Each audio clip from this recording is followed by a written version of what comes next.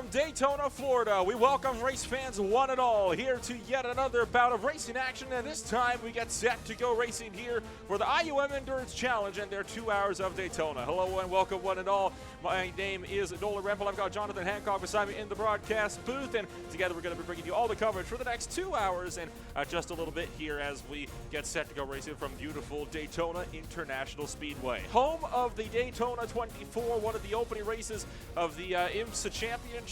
Jonathan, this racetrack has long been known for its awesome racing, and it's one of the best oval/road course hybrids that you can get, not just in the States, but in fact, the world. What do you think we can expect as we get set to go racing for 2 hours then here tonight? I think we can expect a long race that will be hard to predict, but we'll have lots of twists and turns, I'm sure.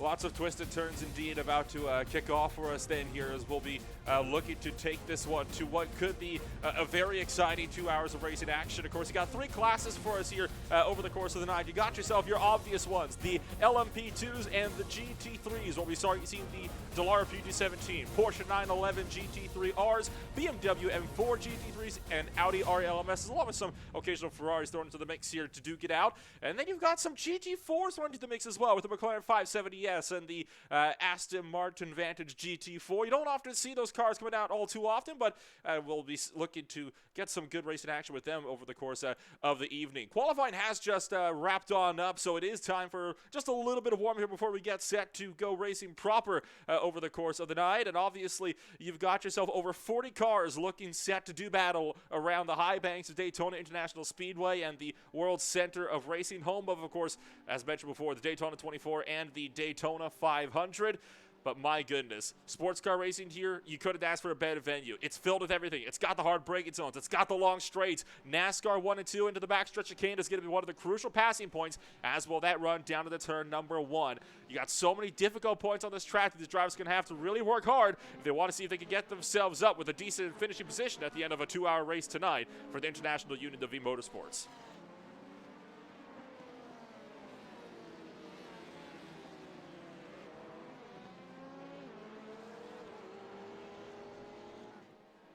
And well, as these cars hit to the track for warm-up so far in what could be a very exciting race so far, you got a few of the bigger names that we've seen elsewhere throughout the iRacing community. Most notably, some of the SRC Movano drivers are out to play here today for what could be some decent prizes for them.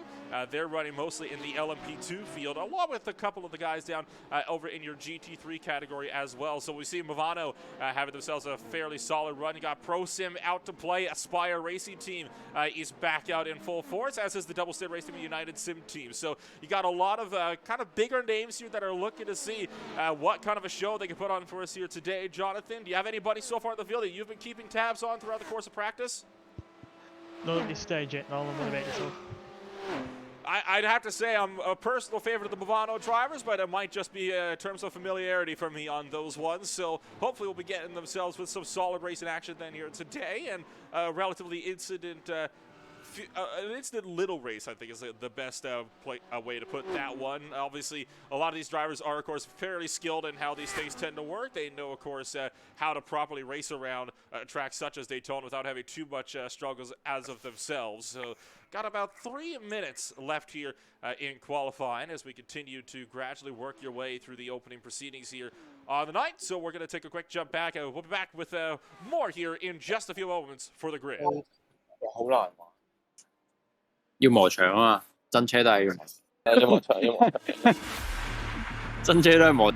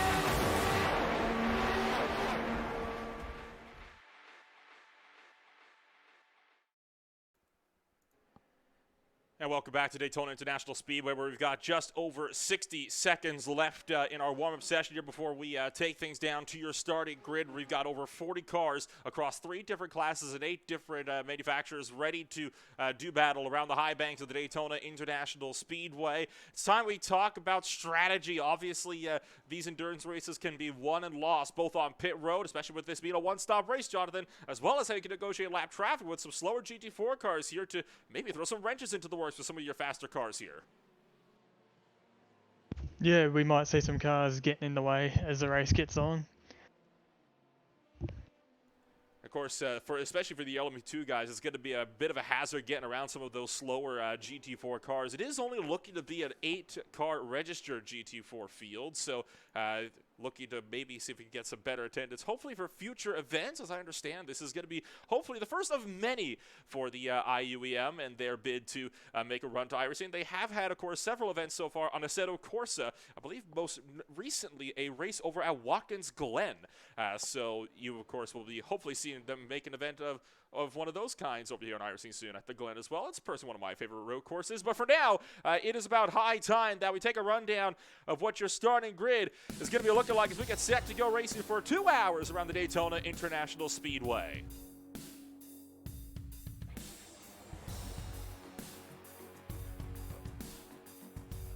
And starting on pole position for your LMP2 class, it is going to be Mag Performance SRT with ProSim starting it down on that front row. You've got SRC, Movano Corsa, and Eduardo and Leo starting up there in third with ProSim Red back in fourth.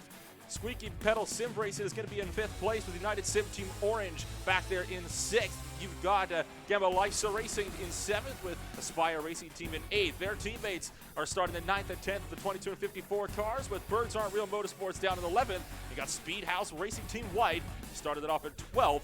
And a little bit further down in the field here in your LMP2 field, you've got Team ABS and Double Sin Racing Team for a 14-car field.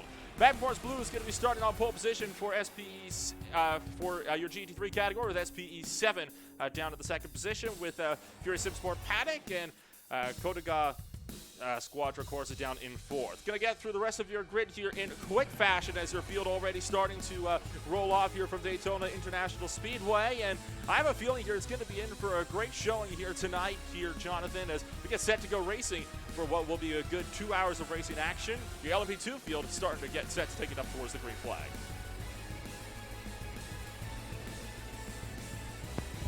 I'm sure there will be no lack of action here tonight, Nolan. It is going to be a total of 44 cars getting set to take it around to the green flag as we line it up behind the iRacing Porsche 911 GT3 pace car. And it will be in the hands of Andrea Bristott for Mag Performance SRT, started up there in pole position in the number 9 car with the 007 Pro Sim machine, started beside him on that front row. For now, though, for the International Union of E-Motorsports, it's time to go racing for the Daytona International Speedway for their first ever iRacing event. Pace car is going to make that sharp left-hand turn down into pit road. As we say, race fans, put your hands together. Let's go racing at Daytona.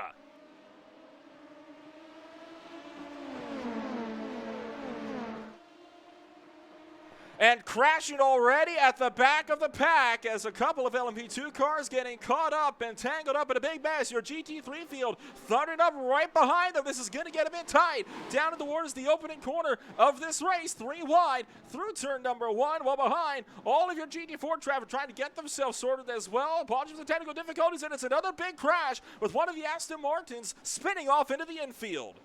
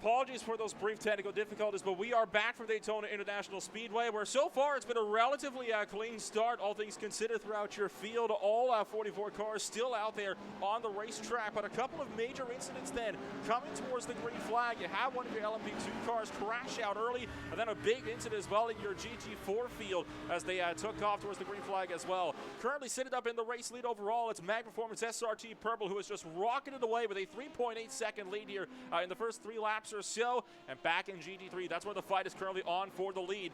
0.3 of a second sitting at the moment, standing on in between Team SPE7 and Codega Squadra Corsa in the Audi R8 LMS. Back in GT4, it is still RFRO Yellow to lead the way from Omega Racing Team Green, as they look to see if they can do that amongst themselves and a couple of Aston Martins so far throughout this field. Once again, my name is Nolan Rempel. I've got Jonathan Hancock beside me in the broadcast booth tonight, as we look set to take you through these last hour and 53 and a half or so minutes in your 2 hours of Daytona for the International Union of E-Motorsports. And so far, I have to say, Jonathan, it's been a relatively good start overall.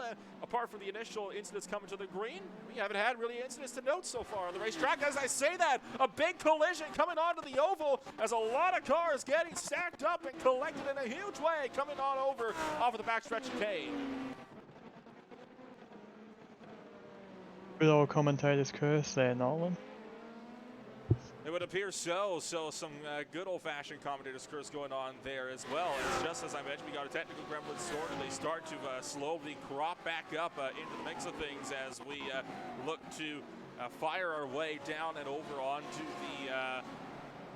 the front straightaway once again, as it was a big collision. We'll see if we can try to get a view as to what happened here, and we'll try to dissect what just happened with Sebastian Hove that collected one of the Porsches and one of the Audis as well, coming on over onto the oval. Oh, just a bit of loose movement for the Porsche, and of course nowhere to go with the field behind, collecting 2, 3, 4, 5, and even more cars getting involved way in the background.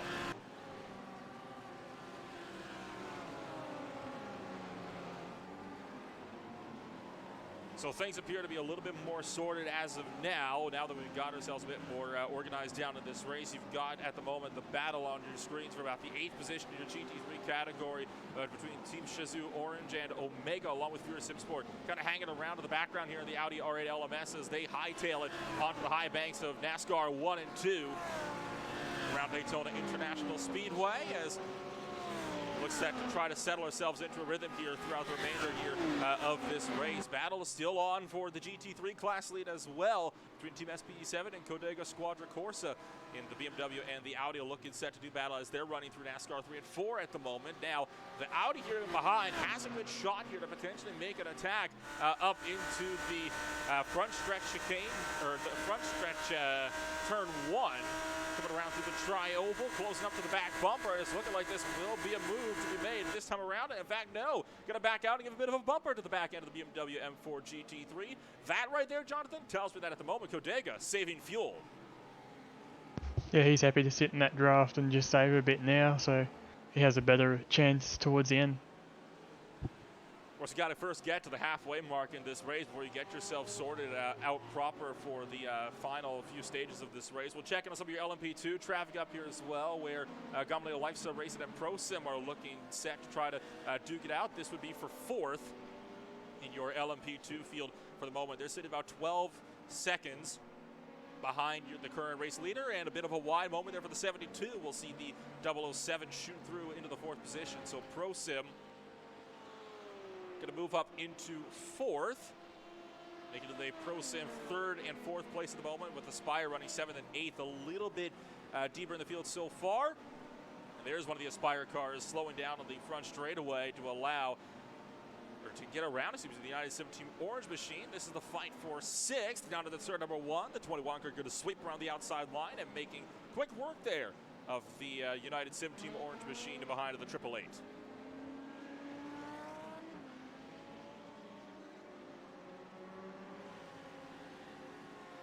Most of your GT4 traffic has somewhat broken up, as you have eyes at the moment on Omega Racing Team Red and Mag Performance Blue that just traded hands for about 10th place in the GT3 categories for the moment, and they'll look set to try to slice and dice down into NASCAR 3 and 4 as well. They've got the likes of Team SB7 and Nicholas Rignair right behind the BMW M4 GT3, looking to see if he can potentially pounce and make a move on the guys in behind here, as well as right on board now with that driver that kind of hangs around just in behind the main portion of this fight here for now.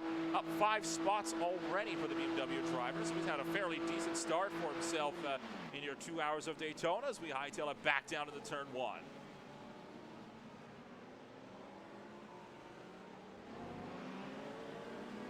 Trouble for RFRO White in GT4. One of the McLarens has gone around right as your LMP2 driver trying to work his way through. We'll look to the replay of this one, and he's just lost it by himself here, Jonathan, and takes a bit of a knock into the tire barriers, but not too bad. He should be able to get going without too much problems.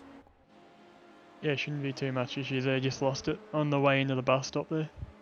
It's a very easy mistake to make. I think everybody's made that mistake at one point or another, and if somebody says they haven't, well, they're a liar. There's only one way to put that one. All the battle at the moment going on in your GT3 categories where things are picking up for the time being, as you've got also the LMP2 traffic. That's the double stint race team that crashed on the opening lap. Just trying to pick their way through some of the GT3 cars up the road. You've still got your battle for the GT3 class lead that's looking set to develop, as another spin for the same driver from RFROY, Clement Bidlock, not having the best of runs so far to start things off in his 2 hours of Daytona. Already had a bit of suspension damage, as you can tell, on his McLaren 570S GT4, so it looks like he's had another clout somewhere. Just a small lazy spin, but struggled with handling of the McLaren there, it would seem, as I'm expecting no move for the lead here just yet. The Audi going to continue to save fuel, and that will end up being the case. And look at this behind. That's Movano working with Team Shizu's GT Omega. Bump drop down the front straightaway. You reckon, Jonathan, maybe they're trying to take the NASCAR approach to try to tandem up to the top two, making a 4-car fight for the lead? Yeah, possibly that's their tactic on the oval part of the track. I think that would be harder to continue through the road course side, but there's a quite large amount of oval here that they do use during this race. Almost the full 2.5 miles of your oval is what these guys end up using, which obviously when you're on the power in these GT3 cars can come into handy. It's a very healthy Audi appearance here in your GT3 field. Usually you'd see the Mercedes out in full force for endurance events such as these, but a lot of drivers prefer the Audi R8 LMS here at Daytona International Speedway as opposed to a more bulky rally machines such as the Mercedes, and battle on into turn 1 in LMP2. This is for P6 at the moment, as your runners trying to run themselves down, as meanwhile Life's Racing off at the International Horseshoe. That's for 5th place in LMP2, so the battle for 6th going to turn into the battle for 5th as we'll rejoin the track safely. That, I believe, would have been Gamma Life's Sim Racing that just went off the course and locked it up and right into turn 3, and lucky to keep that one out of the barriers. A little bit of a flick spin to get that thing back onto the track there, Jonathan.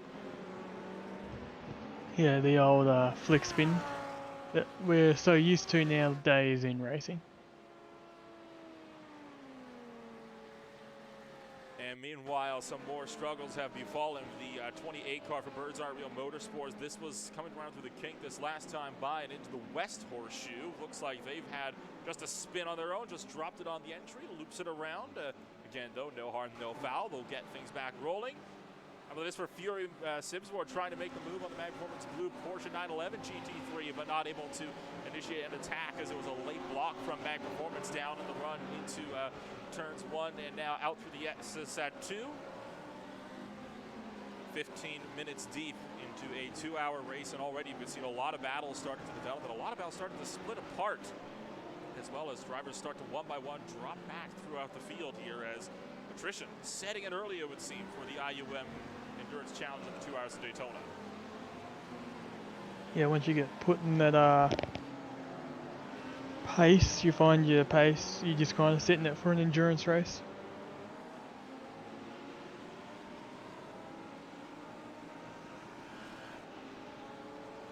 Still got a lot of the GT3 cars still kind of bundled up together. A lot of your LMP2 traffic is kind of split apart for the moment as a result of having to get around all the lap traffic deeper in the field here. A little bit of a poke there for the 3rd position GT3. That's SRC Movano and the number 27 Audi R8 LMS trying to get around the Team Shizu GT Omega. Might just be trying not to overheat as he tries to and might try to see if he can bump trap. They are sitting 2.8 seconds behind the top two at the moment right up here, who still have not been showing any signs of actually looking to battle anytime soon amongst themselves. They've been very content so far to just kind of ride along with each other and help each other save a little bit of fuel here. A bit of a speed boost by the Audi down the front straight there. Give the bumper to the back end of the BMW as they'll run it down to the turns. Number one. Let's take a look at some of your GT4 traffic. This is for second place. Make that actually for the lead here on GT4. Arafaro Yellow, driven by Anthony Davin out of France, trying to go up against the Omega Leomora, the Canadian Leomora for Omega Racing Team. On board with Omega Racing Team now as they're trying to close up to battle for the race lead in your GT4 category here tonight. And already got one car in GT4 field a lap down. That is the Arvaro White machine, who did have that massive shunt earlier on in this race. And that's what sees them a bit down and out of the fight at the moment. So for Arvaro White, it's fallen apart. But for their sister team car here, the yellow machine, it's been a fairly good start. They're currently leading the race overall in GT4.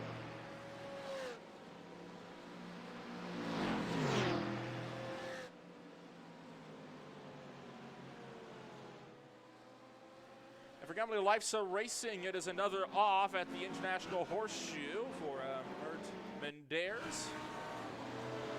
Incident in of his own right, so a couple of incidents going on at the same point. This is one of the BMWs that had just an off, and it was a collision with one of the Ferraris. So the Team Shizou GT Omega machine having a bit of a spin, and this is what happened to the Element 2 car previously mentioned, lapping one of the BMWs as he locked it up. Yes, he has, and once again, gone deep into the International Horseshoe, and this time can't keep it out of the tire bundles. Makes a little bit of contact, but no harm, no foul. He'll get himself going as now your GT3 leaders started to gradually pick their way around some of the slower GT4 lap traffic down the road. All the while, Jonathan, a lot of the battles here looking to kind of come to a bit of a head here, but a lot of the GT3 cars still looking to do that tandem down the front straightaway. So I think a lot of teams at the moment started to enter some of that fuel conservation here early on as opposed to making moves. Yeah, well, it really opens up the opportunity for strategy later on. It certainly does, and it does make it relatively easier for these guys to try to have themselves a solid run later on in the race. It's easier when you can make it past that halfway point on the fuel, because then you're able to just push it as hard as you can right to the end of the race. And this was a discussion that was actually going on even in the 1 hour practice session leading up to the race tonight, when these drivers were all trying to debate with one another, how much fuel are we going to be able to have here, depending on what engine modes you run, how aggressive you want to push it on the brakes. It's a strategy game. It really is. When you get to races like this, it's so difficult to be able to have yourself a solid run. As jump up now to some of your LMP2 traffic as well. Here's the battle for 8th and 9th place at the moment, as they're looking to do battle amongst themselves for Gambling Lifestyle Racing, who has not had the best of starts, down 3 spots and lock it up again into the West Horseshoe. That is going to allow Birds Are Real Motorsports, the number 28 cars, sweep through into 9th place overall. And while a bit further up the road, this is Aspire Racing Team and United Sim Racing Team Orange trying to scrap it amongst themselves down to the back straightaway in the battle for 5th place in your LMP2 field. I'd definitely be playing with the brake bias in that car if it's locked and gone off 3 times in a row.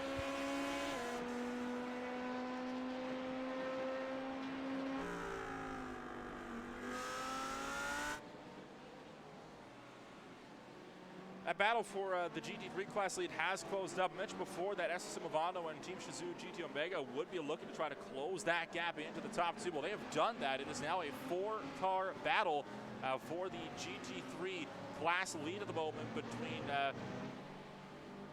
Luca Iofredi, Bruno Spengler, Philip Ansel, and Lorenzo Manfredotti at the moment for their respective teams at the moment. You don't often see 4-car battles for class leads like this in endurance races, but I'm certainly not complaining about this one. It gives us a bit of action to talk about in the early run here.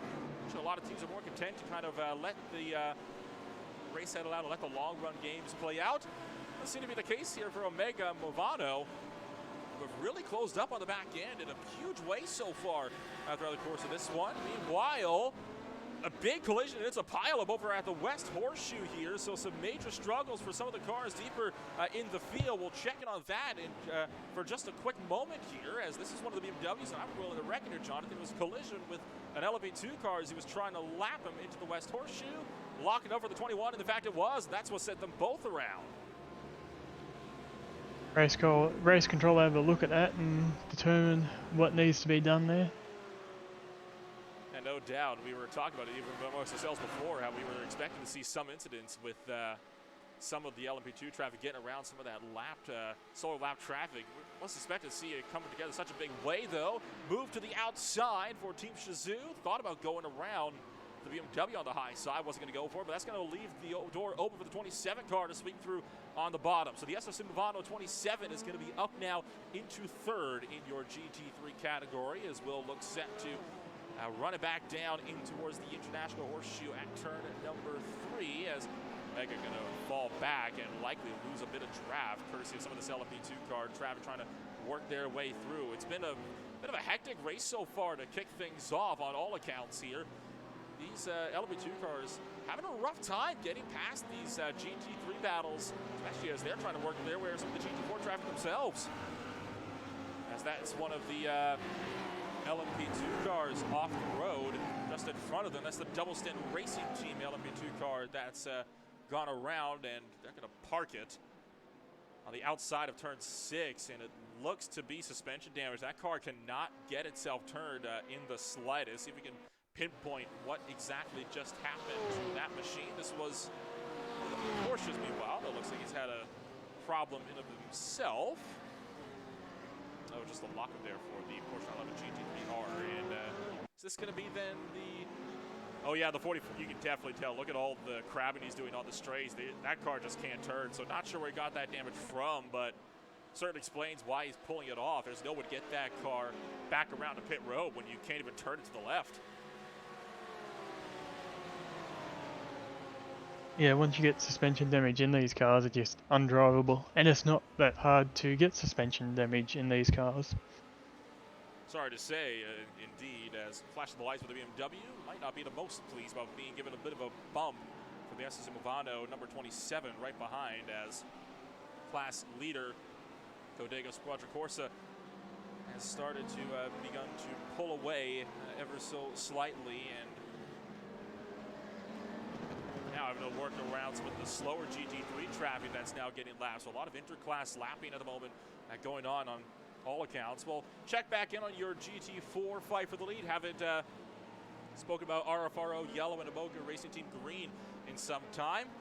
0.3 of a second separating them, with a whole host of LMP2 and GT3 traffic trying to get through behind them as well. And you've got the fight for third a little ways down, about 2 seconds separated. It's about 7.5 and 9.5 seconds back behind the GT4 leaders. But overall, it's been a quiet race with the GT4 guys. They have not had too much struggle so far throughout the midst of this one, as there is the squeaky clean pedal racing machine having a moment through the kink towards the West Horseshoe in the number 8 car. It's just swung wide through turn number 4. Nope, maybe locked it up. Oh, lost it in turn 5 at the West Horseshoe, and had to kind of jump on the binders to wait for some of the GT3 traffic to get through before taking to one of the escape roads.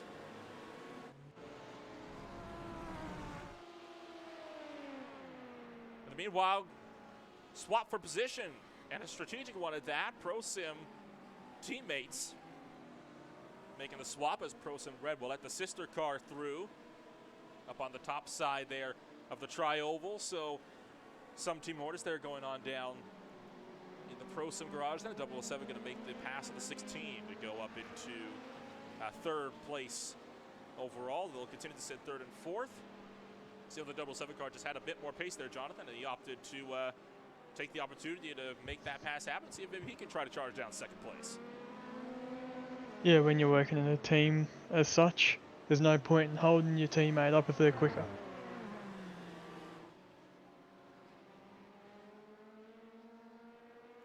A bit further down your GT3 field, we'll check back on the SSC Movano, Corsa, and Fury Sim Sport. The fight for 7th in your GT3 field, coming on down towards the West Horseshoe with the 24 kind of get a little bit, hold up the 20 a little bit here. There's another pair of Audis looking to scramble.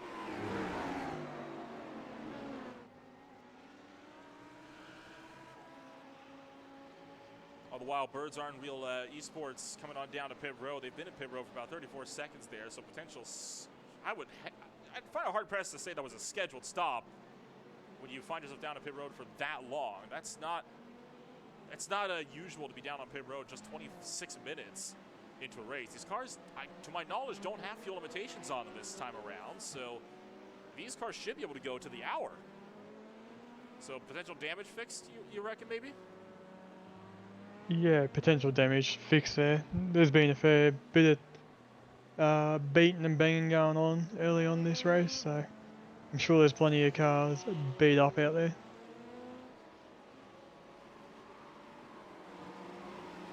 Out of the wire, you've still got first, second, third, and fourth in GT3, all within just 1 second of each other. And this is where the fights are really going to kind of develop here. This is where we're going to be seeing a lot of our action so far in the runs up towards the ending of your opening stint here of the night. We're already almost a quarter of the way through this race, really flying by. Oh, a bit of a block there for the 40 BMW on the 888 LMP2. Might have tried to have a look on the inside of the 70 down into the kink here. It's going to send the 888 of United Sim Team Orange a little bit wide, who I imagine can't be terribly happy with all this. We're going to ride on board here with Patrick Vandenberg for United Sim Team Orange as he tries to work his way around all of this GT3 traffic. And this is what these guys have to be working with so far throughout the course of this race. It's not an easy task, but you can see how that really helped Cadentro Squadra Corsa to be able to just pull clear Luca Lofredi, able to build a solid gap with the rest of the field as a result of all of the battling that just took place with the LMP2 car trying to sort his way through.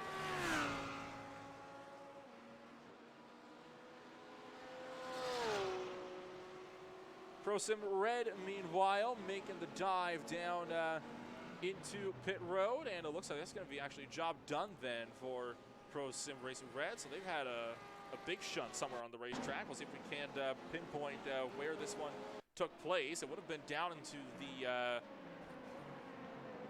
chicane, perhaps? Oh, trouble with the 28 car. That's a huge shot into the outside wall there, Jonathan. That was the 28. Just getting up and out of shape. That was Birds Aren't Real Motorsports. It was already laps down, mind you. Just an innocent bystander and a really bad incident right there. It's always the, what really hurts is when you find yourself just collecting incidents like that you just had nothing to do with in the first place. As some of your GT4 traffic having to scramble with some GT3s here. This is Broken Wings United Sim Team Red in a scrap of their own at the moment. This is for about the third place in GT3, so this is for the last podium position. There are prizes back to third place. It is also, though, for the manufacturer prize for the McLaren 570 GT4s. As look at the draft here that Sophie Rhodes is able to close up on Mietman, trying to make that lunge for third around the outside in GT4. Can he make the, or can she make the pass around the high side of one? Looks like no. 7 going to hang on, so she's gonna have to wait a little bit longer and try again. Bit of frustration with the flash of the headlights, but all clean racing from the Finnish driver just up the road for Broken Wings. So it's a good scrapper having you for third place at the moment in GT4. Yeah, you can't let that pressure get too build up under the collar there. Especially some of the LMP2 traffic trying to sort their way through as well. It can make it a bit hairy to say the very least. This is way down the order in GT3, this fight here for 15th place in the class between Yvonne Van Den and Marcos Martins. They're fighting that now for United Sim Team and Omega Racing Team Red. The Ferraris on the racetrack, and they're catching up to some more GT4 traffic into their own right, so it won't be able to be a move here down to the bus stop chicane, though not for lack of trying on part of the oh, it's going to be a huge lunge up the inside Didn't expect to see that from Martins, and Martins going to end up backing out and rescinding the spot. And I have to say, I think I'm going to take a look at that one again, because that was a move that I don't even think Martins was expected to make. No, I reckon there would have been a slowdown handed out there, that's why he's dropped back as such. 100% agree with you on that one. There's no doubt that's why he slowed down as much as he did. I don't even think he intended to make that move with how aggressively he was willing to give that spot back, as meanwhile some problems back behind for one of your Porsches potentially. This was with LMP2 traveling up the road. Oh, clips the grass at the entrance to 6 and goes for a slow slide and just keeps it going. It's a bit of a slower way, but a stylish way, I guess you could say, to take turn 6 there. Clipping the grass on the entry. It's a very common mistake, and could potentially be a costly one at that. Second place in LMP2 starting to pick up as well. These are the Spire Racing Team teammates, 54 and the 22. Looking to scrap it out for 6th and 7th place as they start to catch some of the GT3 traffic. Now, I guess this kind of brings up a whole new dynamic in endurance racing, right, Jonathan? I mean, a lot of teams will have more than one car. How willing are you to fight with your teammate here when you're catching up to a train like this? You don't want to fight with them too hard and end up causing an incident being that guy in the team. But if you have good communication with your team car, you should be able to determine who's the quickest, and the slower car should allow the quicker car by. And that can also benefit the car behind, because they can then use that as a drafting mechanism. Is on board with Adam Grevison for Aspire Racing Team's 54 entry, as this is all the scrap for 1st to 6th in GT3. That is how many cars got in a train here. The top 6 all separated by just 2 seconds at the moment in your GT3 category, and it is a minefield that you have to, oh, a big switch to the outside as a bit of a late block down to the bottom. But this is, again, what you have to work with when you're in multi-class racing. For us, this looks intense, but for these LB2 drivers, this is just another day in the office.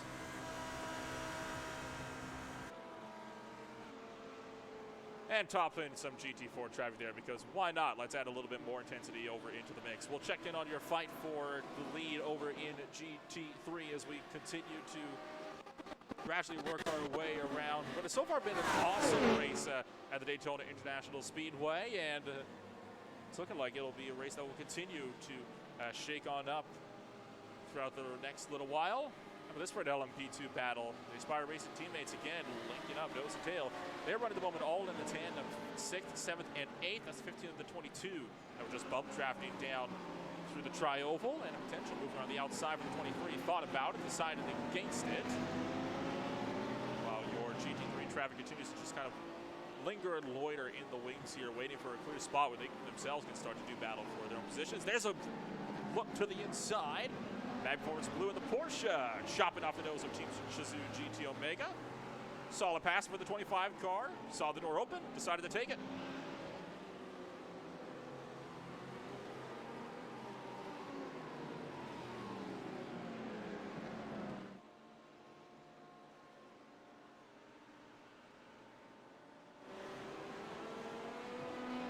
When you're in a battle like the ones you got here, I mean, there's just not a whole lot you can really do except just try to hang on and hope for the best, as the 17 getting boxed in a bit, as is the Audi. That's going to allow the Porsche to try to look back around the outside. The number 42 entry trying to have a run. That's the Mag Performance Blue car now trying to make a move on one of the Movado Audis in the run down the back straightaway here towards that backstretch bus stop chicane.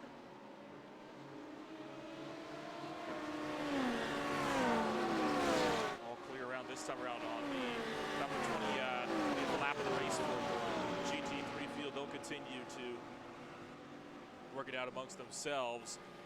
Check it in on the other class leaders so far in this race. Here is the Mag Performance SRT Purple number 9, who has led every single lap from the drop of the green flag so far in this race. And now Anthony Dabin in RFRO Yellow has started to pull clear as well in the number 5 Aston Martin Vantage GT4 entry. So it's been a solid outing for a lot of the guys in this field, and for at least 2 of the class leads. it's been a fairly walk-off start for them. They don't really have to push it all that hard. They can feel free to kind of relax for a little bit. For your GT3 leaders, though, I would say not so much, as they continue to remain bitterly embroiled in the biggest fight so far on the racetrack.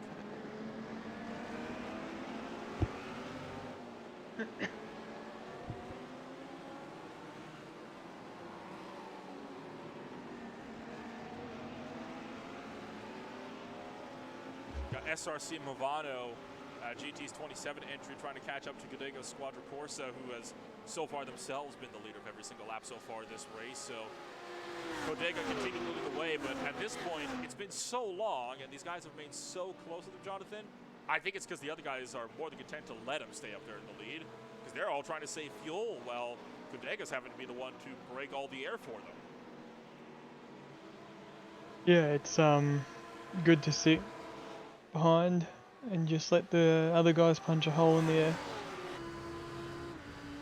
Get to the halfway point and worry about battling from there. Will there be another liftoff, or will it be a move this time around? And not even a lift, but a firm bump to the Bodega Squadra Corsa Audi R8 LMS as Mad Performance Blues Porsche continues to close the gap. Now, with how aggressive Mad Performance has been, I don't doubt that they're going to be having themselves a bit of a fight on their hands at the moment for second place and for the lead. Meanwhile, Jensen Jones for Aspire Racing Team has made the trip into pit road at the number 23 entry. So he's going to be looking to kind of stay settled there for now. We'll check back on him in a little while we continue to wait for this battle for the GT3 lead to spice up a bit. Your LMP2 field has completely broken away from each other. And there's the move for second place. What did I tell you? Mad Performance Blues on the move. They want to go for the race lead. They just made the dive bomb with SSC Movano in the West Horseshoe for second. They're going to look to go for the race lead now this time around.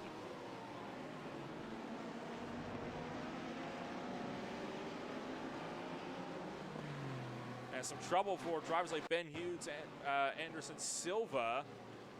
This is down into turn number 6, and oh, the Aston Martin having troubles. And what is going on here? As a bit of confusion, it would seem, and Anderson Silva having to pull off as well due to suspension damage collected in that mess.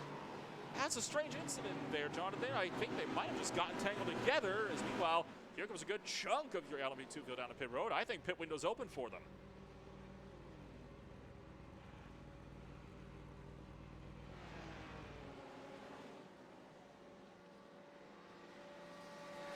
Got the 21, the 888, the 72, and the 17 all in the pit road, and here comes the 8 in behind them. So one by one, your LMP2 field starting to file their way down in the pit road. Fuel stops underway at 38.5 minutes deep into this race. It's about to become a busy pit road. Mad Performance SRT Purple stays out for the meantime. Your top 3 all have yet to pit. Made that now just the race leader, as here comes third place on board with Christian Hildgaard down into the lane as well. So we're waiting on that number 9 car now to make his run down to pit road for the first run of pit stops in your LMP2 field.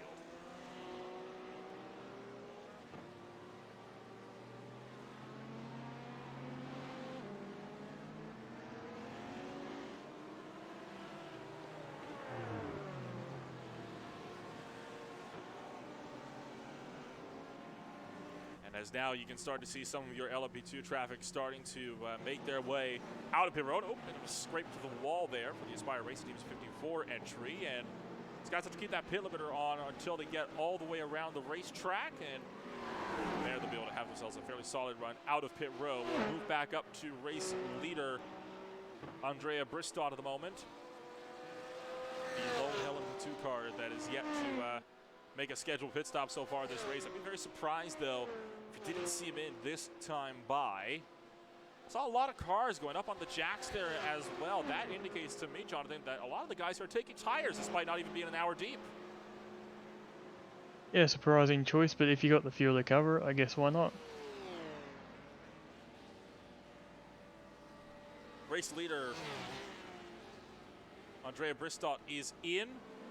There is the second place runner, SRC Movano Corsa. Will keep tabs on your first and second place runners to see where they're going to come on out at the end of your first run of pit stops in this one, as should be a fairly easy run for both these guys to figure out where exactly they want to find themselves at the end of your first bout here. There is Briston still hanging around in the lane. I'm going to jump back and forth between him and the LMP2 machine of Movado to see where they're going to come out in relation to each other. Now, this is where it could get crucial. Could we see Esteban Movado Corsa jump into the race lead? The number 9 car off and away. This might be a bit tight here on the pit exit because you can't jump off of that pit limiter immediately. Here comes Eduardo Leo through turn number 1, but the number 9 car going to get out of pit road just in time, but it is not by much. There's the second place runner, fights on for the LMP2 lead.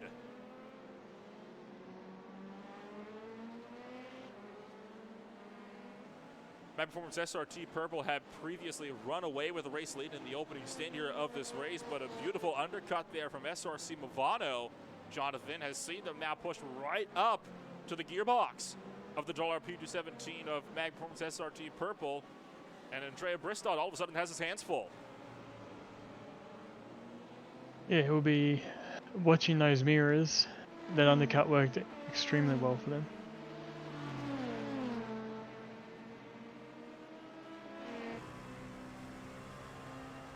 On board with Leo as he looks to close up with the powerful draft that these cars can develop all the way down that back straightaway. Don't think he's going to have a move here into the backstretch chicane, but if he can get a good exit, he could go on the offensive into turn number 1. It's all about the chicane, though. No, it's not the best of runs. He's going to lose a bit of time, and I think that might be the gap that Briston needs to try to pull away with the overall lead, as be no move for Esteban Movado Corsa down to the turn number 1 for the LMP2 class lead. Well, I say that. Pulls it down to a 1/10 of a second, and no, going to stay behind and opt to save a little bit of fuel. Trouble for Team Shizou Orange, meanwhile, in your GT3 category. This was coming down towards turn number 6, and I'm going to bet clips the grass. Yep, while on the brakes, spins it around. He said this time hard into the barriers at a bad angle, and that is going to see them down and out of the race. So Team Shizou Orange pulling the car off and retiring, unfortunately. Meanwhile, Team ABS having an off around the same place. This is at the West Horseshoe, a corner before, clipping the barriers, but getting back onto the racetrack without too much incident. All the while, you've still got this fierce fight for the LMP2 class lead, but now it's having to work through lap traffic, which is really not doing Eduardo Leo any favors. Number 29.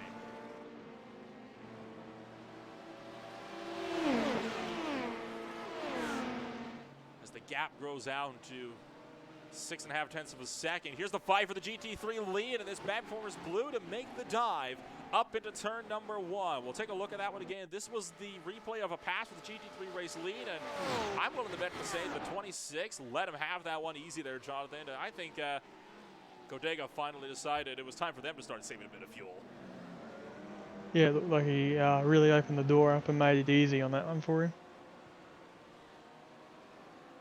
A lot of penalties starting to come in as the event moves along, and we'll touch on all of those in a moment. The 28 car has a 15-second penalty for causing a collision with the 30 on lap number 1. That was at the starting line this last time through. Meanwhile, you've got the 1 with a drive-through penalty for causing a collision with the 19.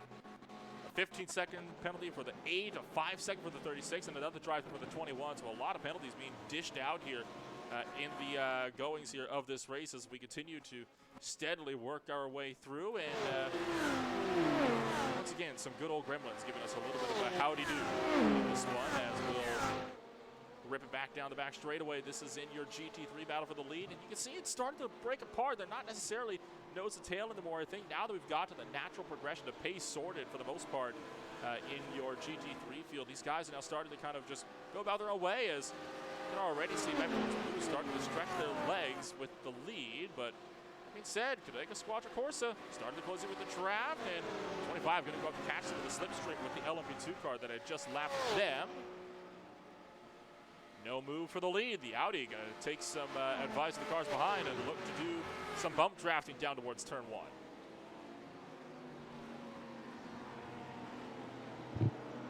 You gotta be careful with bump drafting. You don't want to hook the car in front and turn him. I was going to mention, he came awfully close to it down the front straightaway there. He was looking over to the left rear bumper of the Porsche 911 GT3R right in front of him. It's not the wisest move to bump. Well, it's not the wisest move to bump draft these cars in general, let alone in the corner. But credit to them. They're making it work. They've been doing a good job of it so far. Meanwhile, Andrea Bristow setting the fastest lap of the race last time by with a 1:34.85. So Bristow is certainly on the move. As Team ABS is down and into pit road and will retire the car to the garage. Meanwhile, 5th place, Sophie Rhodes for United Sim Team Red, making her first trip down into the lane of the race. A couple of cars off the course, one over at the West Horseshoe there, and another one. Oh, it was the same place. The 21 losing control on the grass and just wiping out one of the BMWs in the process.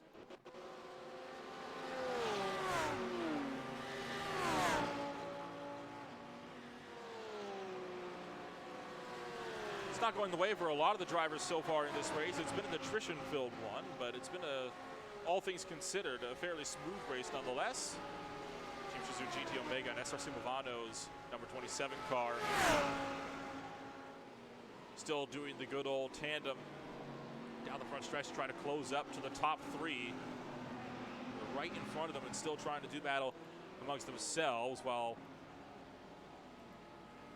still got a lot of your GT4 cars down and into pit road and not thinking relatively for service. Meanwhile, Team ABS, mentioned them down into pit road, and it's been a big collision for them. It's actually seen them out of the race. Oh, whoa, what in the world was going on there?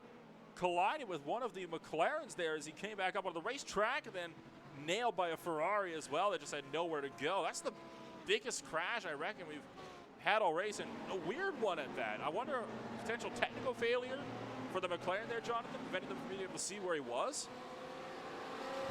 Possibly, yeah, screen shut off in the sim.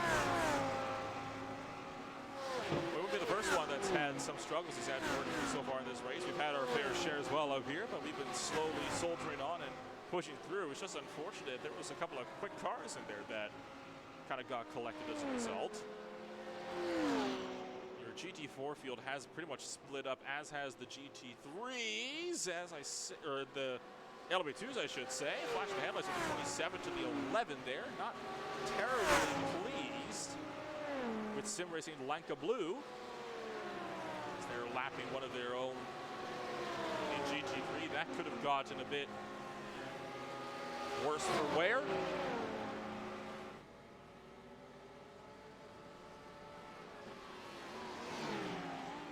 And now going to move up to block one of the LB2s as well. It's risky business making moves to block cars like that while you're trying to overtake them. In the 16 of Pro Sim Red, not the happiest of campers in of his own right.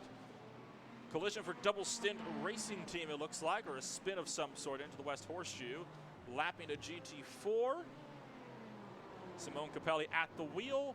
Now just going for a lazy little spin and then about on your way. Meanwhile, down towards turn 1, this is Jensen Jones for Spire Racing Team's 22 car. And it looks like just a technical malfunction for the brief moment. And I think technical malfunction there is a polite way of putting that one, to be completely frank. Bit of quick repairs, I guess you could say, having to be conducted on the number 23 entry. Well, your GT3 battle for the lead, still showing no signs of slowing.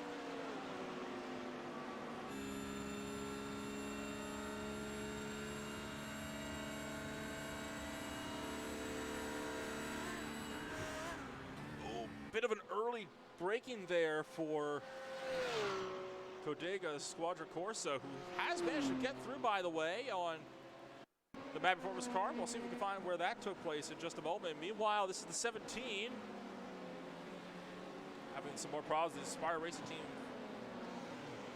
Number 17 entry, and just like his own, another spin. You can still see the tire marks from the original spin. And meanwhile, this is the pass for the GT3 race lead. It was down to turn 1, and there was a lunge for the Audi up the inside of the Porsche that Mad Performance was not able to fight back from, but they're going to be eager to try to get that lead back. So we're actually starting to fight it out properly now for the GT3 class lead here, Jonathan. And at this point, I think fuel saving has kind of gone by the wayside for a good chunk of these drivers. It definitely seems that way. They're fighting very, very hard at the moment. And right behind them, the battle for the LMP2 and overall race lead. Right behind these guys, Alter trying to slice its way through.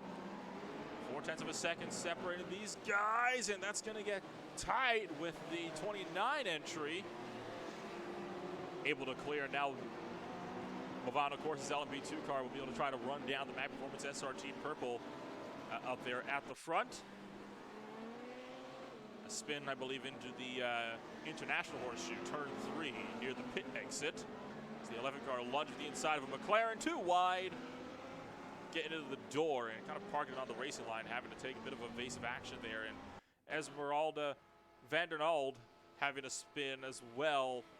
The Audi LMS for United Sim Team Blue. This is in turn 1 proper. Again, an easy mistake to make, just looping it around on the entry. Summer 2 battle, though, showing signs that it's going to pick up here before too long.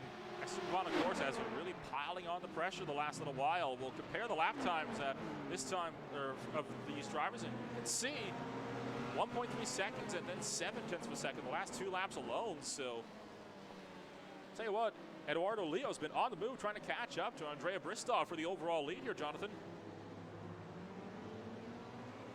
Yeah, he's been doing well to catch up. All the while, GT3 pit stop starting to get underway as Fury Simsport, Lightbird, Esports Academy Blue, and Mag Performance Blue all into pit row. Now, this is big here for Schmeitzler, who is going to hop into the car from Mag Performance Blue as they're trying to go for an undercut here on Codega Squadra Corsa to try to go for the GT3 class lead. It's a bold strategy, but might just work. Mutzler Motorsports also going to be making a run down in towards pit road. Now, where are your GT3 leaders? They're just exiting turn 6. While Mag Performance Blue is now on their way out of pit road. For GT4, RFR Yellow still leads the way by 12.7 seconds over Broken Wings. So Anthony David showing no signs of slowing in the GT4 class lead as well as we continue to let the laps tick away slowly but surely. Every second, a second that counts at the moment as we get to crunch time. Strategies start to open up. Now, the thing is, if they're pitting this early for fuel, they're not going to be able to make it to the end. They're going to have a heck of a time trying to get themselves sorted a little bit later on as the LMP2 leaders have closed right up to the back end. They were under 1/10 of a second coming down the front straightaway. So Andrea Bristow having a bit of a tight run as here comes Philip Ansel in Team Shizou GT Omega and the Estemovado Corsa BMW, or Audi, and right behind them, excuse me. One of the SPE 7 BMWs, I reckon. Meanwhile, Codega Squadron SPE 7's number 40 car both going to opt to stay out a little bit longer. And trouble for Estemovado. It's a big time off and stuck in the barriers, it looks like, for Florian Denzler. So disastrous news here as we'll try to look on what the heck just happened here. This is down into the inside. Oh, it was a clip of the grass for the Aston Martin, and oh, that's a shame. Nothing the Audi could have done, and that second hit, I think, wedged the Audi in a bit of a divot. Just beached the car under the tire barriers there. It's not something you see all that often, Jonathan. No, it's not, but you do get stuck in them sometimes, unfortunately.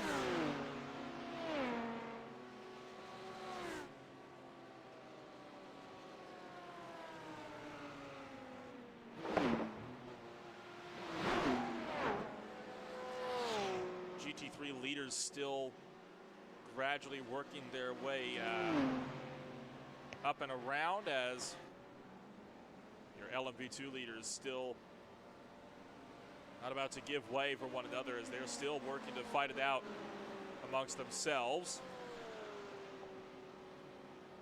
And still not pitting for the GT3 cars, which tells me that for the guys that already did come down to pit, they're going for a mega undercut strategy here.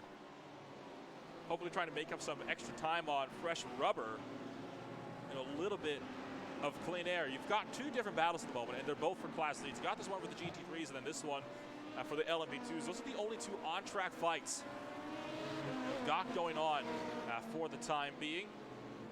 Half a second separated the battles for the one further up, as Sim Racing Langa Blue going to make the trip now down into pit road. And the number 9, I think, is going to be staying out there for a little while longer yet from the 29.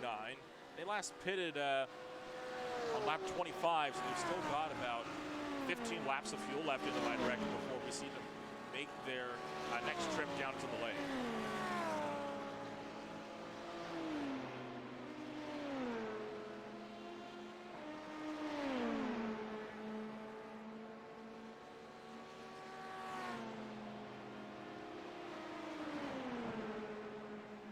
"57 minutes deep into this race, and it is closing up on that point where we will be halfway through, clutching, coasting for the top 2 as we continue to work our way around Daytona National Speedway. How about we take ourselves a little break, and we'll give you a look with the sights and sounds for the World Center of Racing.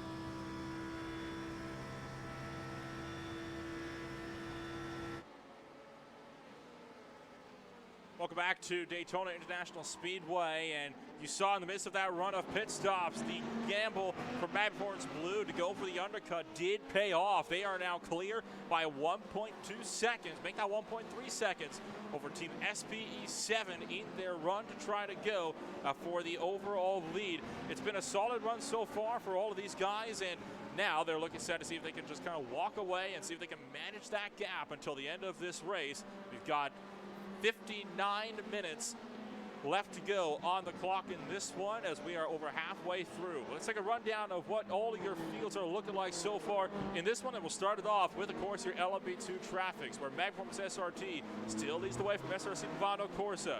You've got the likes of ProSim sitting it down in third, with United Sim Team Orange back here in the fourth position. It is ProSim Red a little ways behind them to be in fifth, with the likes of Lifestyle Racing in sixth place. Aspire Racing Team's 22 entries in seventh, with Squeaky Pedal Sim Racing way back here in eighth. Aspire Racing Team is ninth, with Aspire Racing Team's 54 entry to round out the top 10. For there, Birds Are Real Motorsports will be in 11th place, with the likes of Double Zid Racing Team laps down in 12th. And it is the likes of Team ABS as well as Speedhouse Racing Team White to be finishing this race off in the 14th place, some ways down the field. In GT3, it is still Mad Performance Blue now to lead the way after they made a gamble on a pit call that absolutely paid off for them. Team SB7 sits back in second place, trying to manage the gap between SRC Movano Corsa and Codega Squadra Corsa. Just behind them by about a second more is the likes of Paddock Promotions, the number 12 car, sitting fifth place in GT3, with Team Shazoo GT Omega in sixth. You got Lightbird Esports Academy Blue in seventh. Furious Sport is eighth, with Team Shazoo GT Omega's number 3 car in ninth.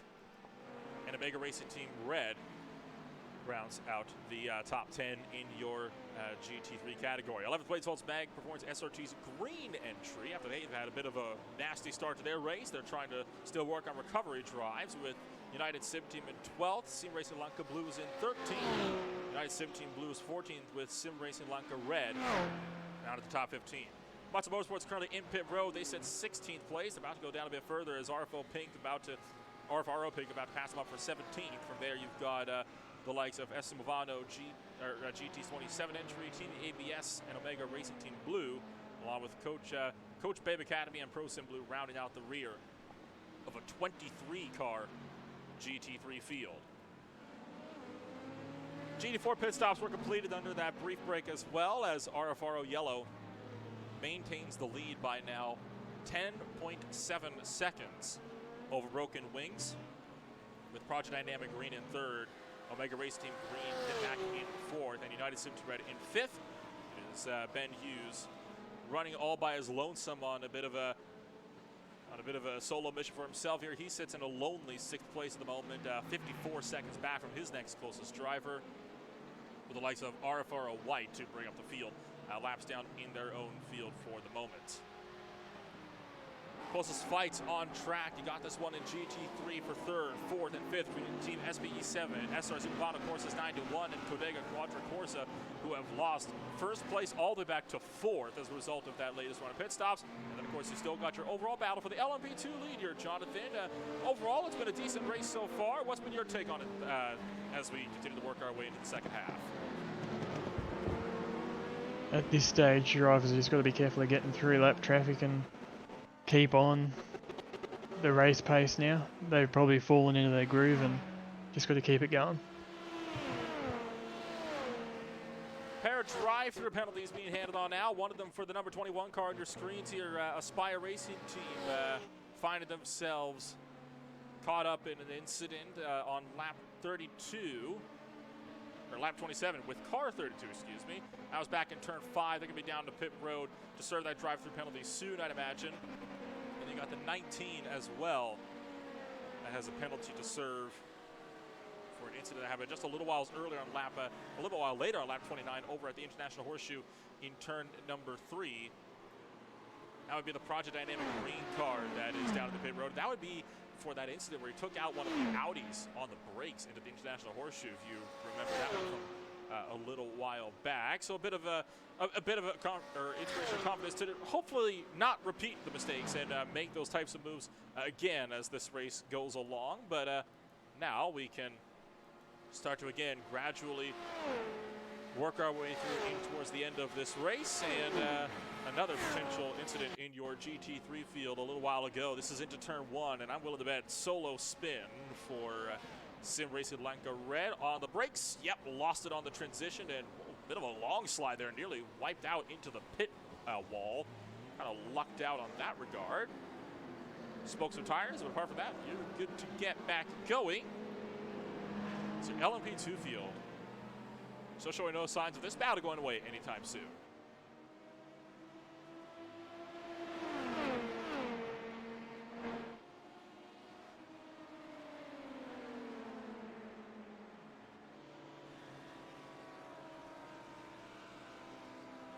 It's at the moment for Esther Simovano, of course, where you have to start to wonder at what point do they want to really go for this move. They have shown that they are faster than Mag Performance SRT by staying on the back end of them for so long in this race when they have pulled away such a gap in the opening laps. Remember, Mag Performance at one point had a 7-second lead over the LMP2 field. Now they can't get out of about 0.3 of a second as Pro Sim Red's going to make the dive down to the pit road for the second time this race.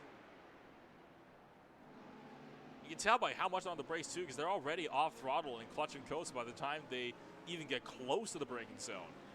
For turn number 1, oh, hello, a spin exiting pit road here. And that's the 28 car that has gone around. And that's a bit reminiscent of Roman Grosjean, I believe, coming on through the Silverstone pit exit just a year ago. Exactly like that, actually, Jonathan. Just lost another power. Yeah.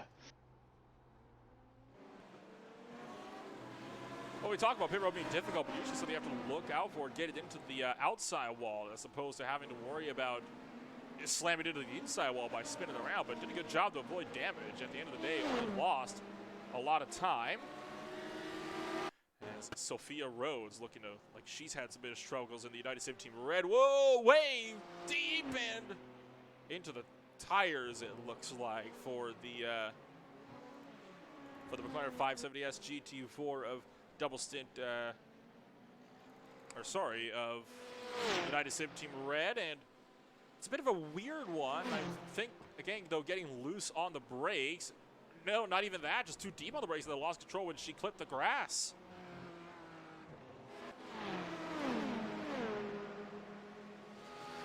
It's unfortunate. I mean, Daytona looks like a simple track. It is anything but. It's very easy to make mistakes like that, and those mistakes happen to the best of us. I mean, at this point, fatigue's going to have to be setting in for some of these drivers, and you have to start to wonder at what point are these guys going to have to start worrying about, hanging onto their car just to make sure it's even in one piece by the time they get to the end of the race.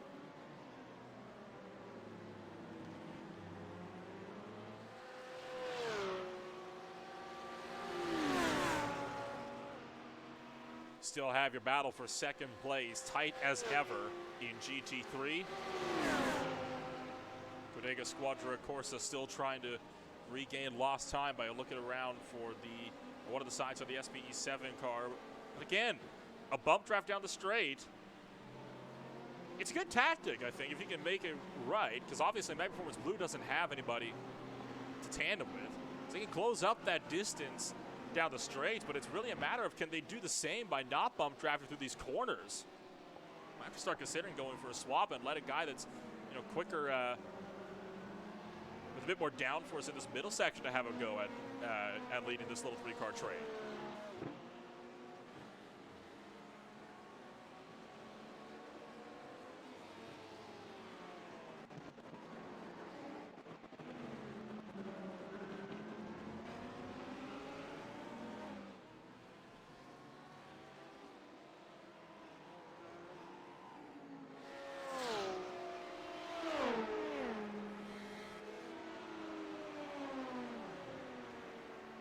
All the while, you still then got the scrap for the overall race that we still got to keep tabs on as well. And here's another one that's been developing for a little while. 7th place in LMP2.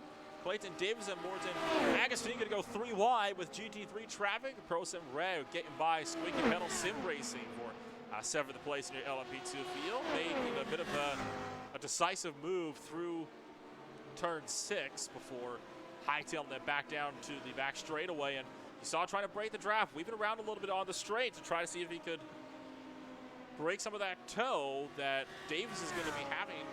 Agassiz, though, doing a good job on maintaining that gap, about a half a second at the moment. And now, looking for the outside around some more GT3 traffic and immediately chopping the nose to prevent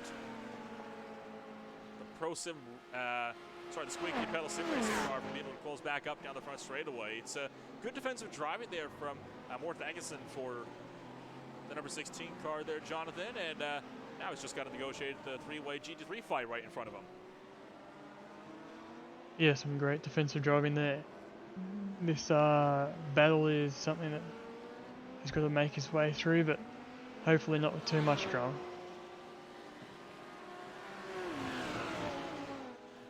Fingers crossed, at least.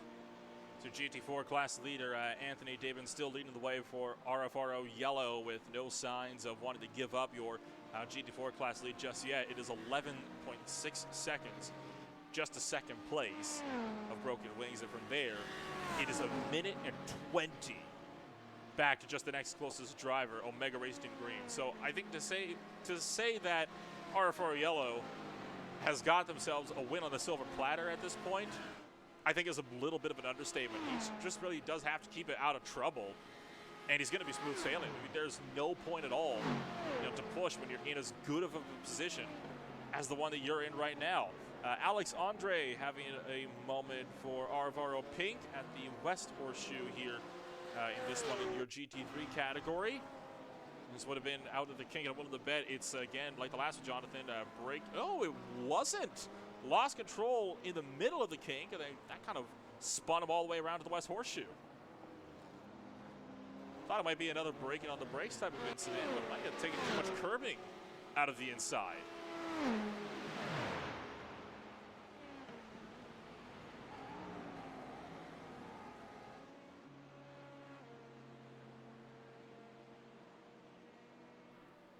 As Movano continues to try to close on Nub, we're going to ride on board for just a brief moment and listen to how much he's going to be lifting out here by the time they get around to turn number 1. You're going to see what I mean by how these guys are only focused on saving fuel at the moment.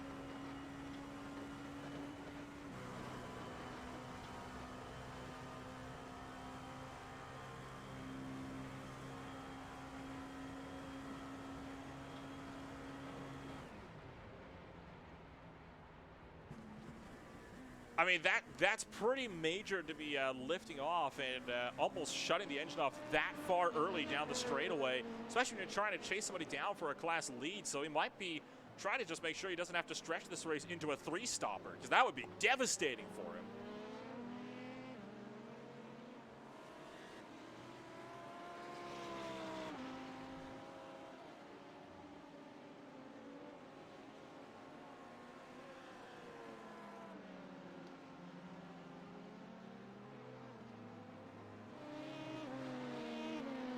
So at this point, Jonathan, let's put ourselves in the mindset here of Eduardo Leo. He's got Mag Performance SRT Purple, who has dominated this race, a second up the road. You can't afford to really lose that draft. You're also trying to ensure that you can get to the end of this race on a 2-stopper.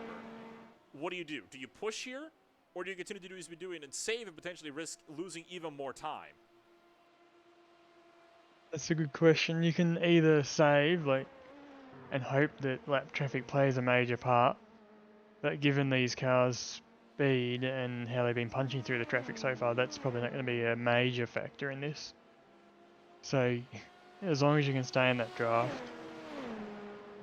that's the main thing I would be thinking about at this point in time. I think it's worth noting that Mag Performance SRT is saving pretty much as well. He's not the only one that's saving fuel. Whoa, is way wide through turn 1. Because SRC Movado Corsa trying to take a bit more speed to chase him down. And I think that has cost him dearly on the track. The gap now up to a 1.5 seconds, and it is growing. Spire Racing Team and Birds Art Motorsports are both down and into pit road in your LMP2 field, and in fact, Jensen Jones, now in the car for the 23, is now out of pit road. Clipping the grass on the left-hand side and shave off a few extra tenths as he'll get it onto the racetrack in time to fight it out with the Spire Racing Team's 54 car and Adam Grevison. Oh, and he spun it, the 23 car going around, and not the way that that wanted to go for him. It was about as bad of a pit exit as you could hope for, sorry to say. And I was going to say he was fighting that with his Aspire teammate in the 21. Well, not anymore. That's Cole Tires way right there. And how about that? That was some amazing driving for the 21 to get around that without, for the one to get around that. Let's ride on board here with Adam Grevison, who was right behind this mess, and he's battling with lap traffic as well. Watch this. That has got to be some of the best heads-up driving we have seen all night long. And for me, it's some of the best heads-up driving I've seen in a while myself, to see when the car's going to go around and shoot for the one hole you have to get around it when you're less than a foot behind the wreck as it's happening in front of you.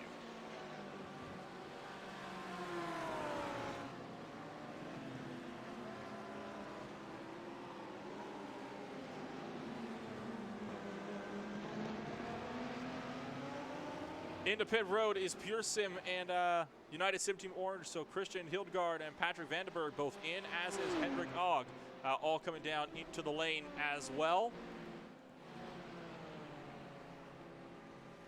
Third, fourth, and fifth place in your LMP2 field, all making trips now down into pit road. So it's now, again, a fuel question. Do you have enough fuel at this point to make it to the end of the race? They had to make a second stop. We're on lap 48, so they have not gone as long as they did on their initial set of pit stops. That doesn't bode well for these guys as they're trying to get themselves sorted for the end.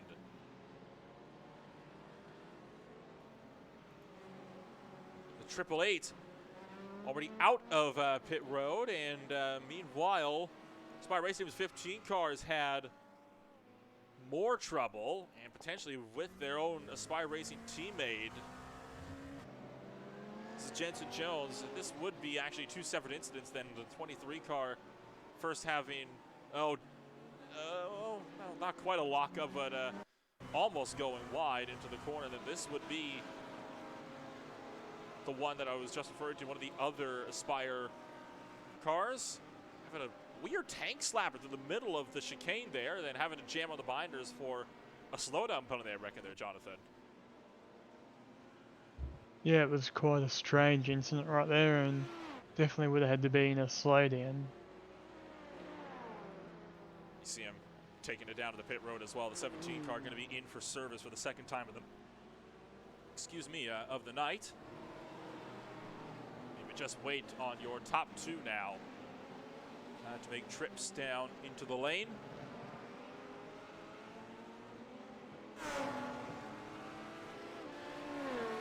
'29 cars fallen off quite a bit from when we last checked in on this fight for the LMP2 class lead. It's still a 1.5 seconds back, and so far has not been able to close up much to Bristol up the road. And in fact, 2 laps ago, Bristol was over a second quicker, so it really goes to show just how much Leo is starting to struggle on pace here. You mentioned lap traffic might not play a factor, but he's been catching all the worst points. But now it's Bristol who caught lap traffic at a bad point right in the middle of that bus stop chicane. So we're about to get ourselves sorted for another pretty good fight here for the race lead. Around the outside of a whole host of lap traffic. Almost 3 wide as we fire down the pit straightaway. What was the difference on lap times this time around? 1.5 seconds gained. All these second interchanges, that's all when they catch lap traffic at really bad points in time. Lap traffic's going to have everything at this point to say how this battle's going to play out.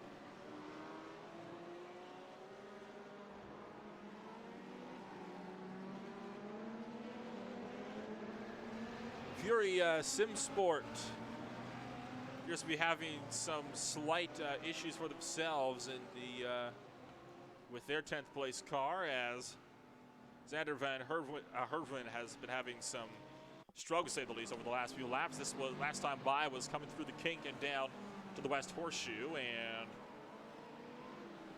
Willenbeck just kind of lost control at the apex. Yep, sure enough, just a small little loop and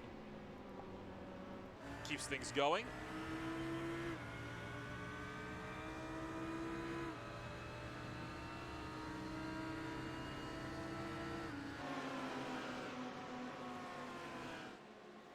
And then your fight for second, 4 cars strong, headed up by Bruno Spengler in the number 40. Looking for the inside and already on the clutch to try to save that little bit of extra fuel.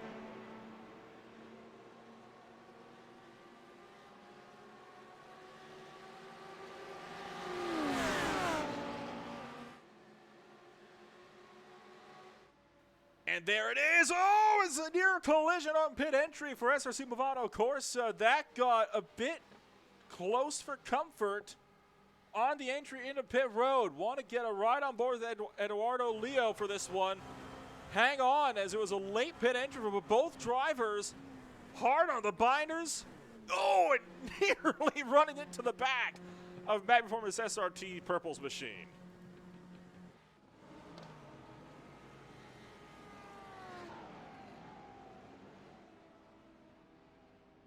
It's not often that you get some close calls like that, Jonathan. Incidents like that remind me of the NASCAR races that take place on the 2.5-mile long oval here, where you see those in commonplace, and it's every other day, but you seldom see cars trying to go for overtakes around the outside of somebody on pit entry like that. No, not often, Nolan. Like you said, the only place that I really consider it is on the oval. And how about that? SRC Movado Corsa, that move paid off. That aggressive entry just allowed them to get out in front of Mag Performance SRT. The change for the overall lead occurring in pit road. Take a look at this one here as he's leaving pit road and just, whoops, around the outside. Pardon me, coming through. So for the first time all race long, Andrea Bristow will not be the race leader. And now he's going to have his hands full trying to see if he can get that spot back before the end of this race. He's only got about 43 minutes left to do so. It's not the most amount of time in the world. Might be enough if he can hang on to the back end of Eduardo Leo here, who will take that car to the end.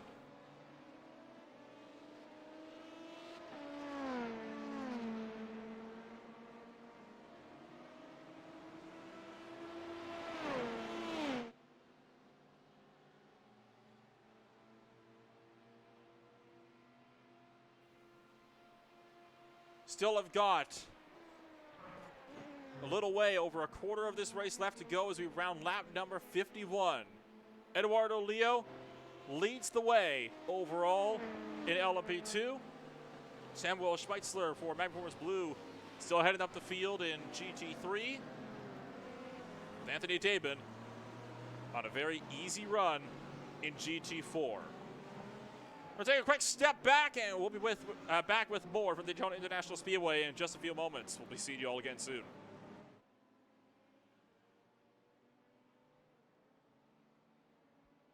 Racing isn't easy, but experiencing it is.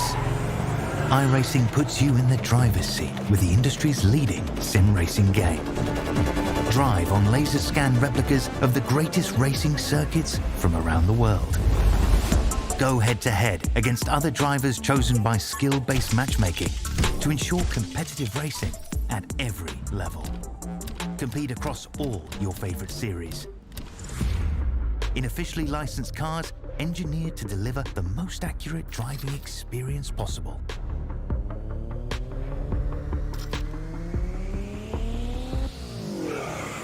Join a race or host your own with players from across the globe. Race against the computer or in a league with friends. Feel the thrill behind the wheel. Visit iRacing.com.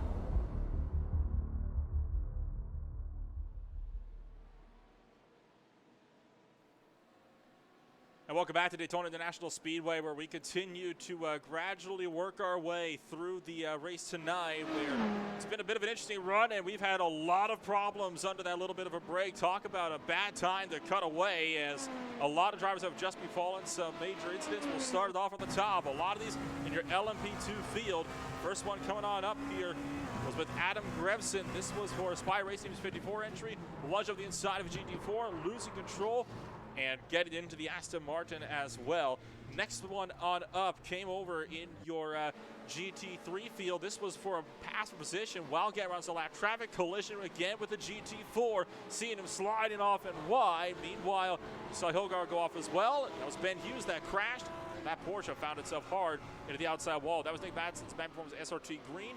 Not the one for your race leader. Christian Hilgard for ProSim then had this spin, collected as well. Ricky Pink also in the LMP2 field. This was down into turn 6, collecting one of the Movado cars, and you saw right there a huge collision with one of the GT3s that was forced to kind of shoot off and wide.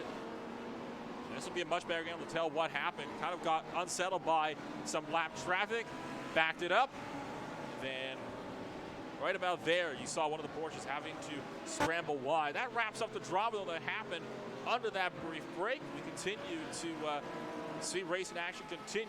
In all your main battles, though, that we had checked in on prior to that short stint away, there's been no changes so far throughout your field. Although, as I say that, Sophie Rhodes for United 17 Red has just had it off as well over into that back bus stop chicane. Spinning out wide, McLaren, locking it down though, and not getting over to the wall. So as we continue to gradually work our way through this race, I have to say it's starting to pick up a bit on that attrition rate here, Jonathan, and I think it's got to be one of those cases now where drivers are having to really struggle with attrition. You know, the exhaust is starting to set in, especially for the guys that don't have a driver or a spare driver they can fall back on. They've been kind of stuck running by themselves for the last hour and a half or so. Yeah, and a lot of these guys are from different time zones, so it's different times for them, and it is for most of them Sunday night, so they don't just have the wear down of this race, but probably the whole week. It's not going to help matters.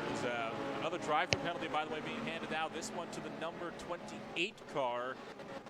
That is the Birds Arcville Motorsports entry way back. That was way back on lap number 17. He collided with the 16 car in turn number 10. That would have been on that backstretch chicane that took place on. So for Birds Arcville Motorsports, the day goes from unfortunate to bad to worse. They are looking like they're not going to be able to contend going forward. Drag race off of NASCAR 4 for the race lead in LMP2. Near contact once. Oh, they do hit that time by, and it's going to be side by side in the run down to turn number 1. Magford's SRT Purple trying to fight back against SR's Movado Corsa down in towards turn number 1, and it's going to be a pass done then for Mag Performance, who's going to sweep through into the race lead, but just by the skin of his teeth as they bang doors several times off of trying to go for this race lead back. We'll take a look on how this battle took shape. See, there was one little hit there. There's a second one. It's risky business banging doors like that in LMP2 cars. We talked about it before, Jonathan, about just how fragile these cars are. They're lucky to escape that one without any damage or worse. Yeah, they're lucky to get out of that one unscathed.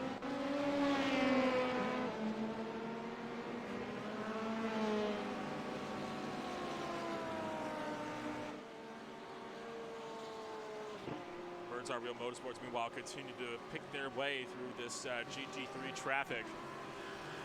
Still got a fairly good showing at the moment in GT2, or GT3, excuse me, as second and third. And you actually see that one LMP2 car in the mix in the battle box.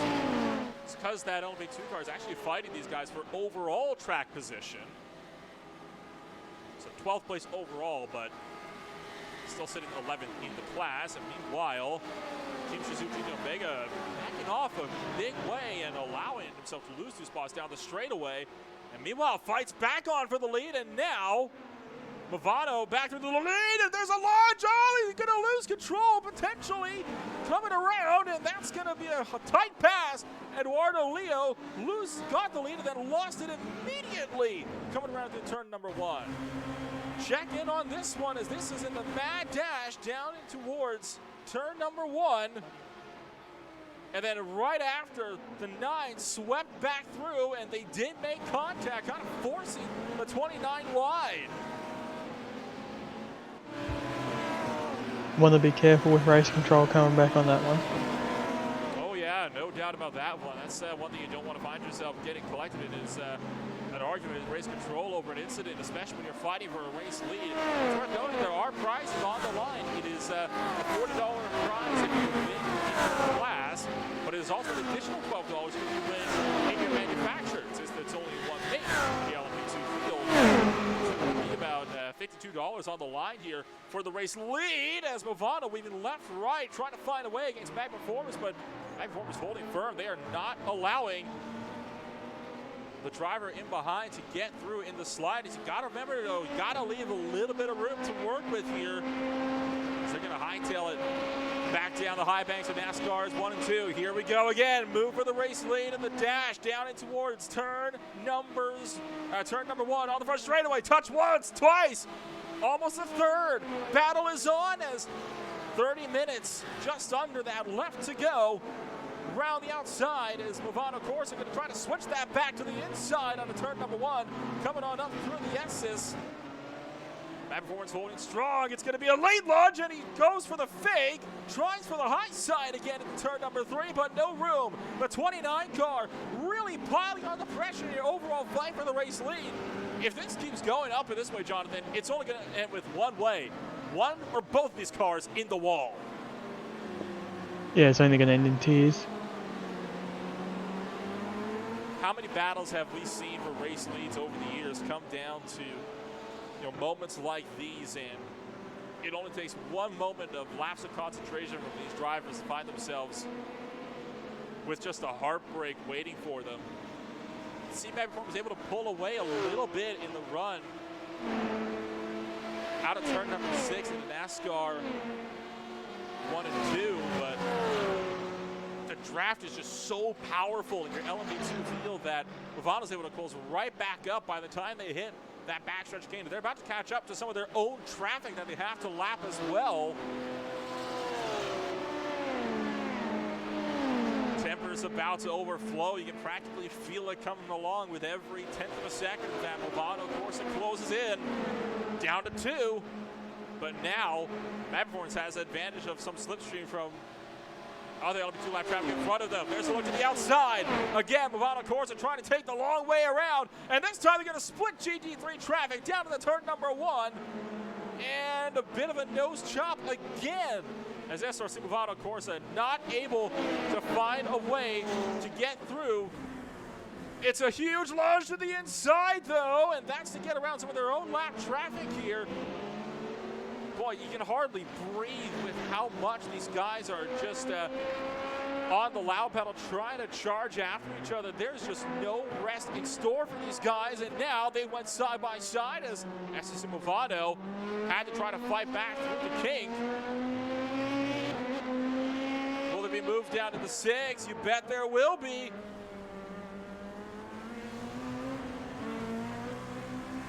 Mag Performance up on the outside now. This is a first. Usually it's been Mag Performance on the inside. It's not that way anymore, though. They're going to touch again once and twice.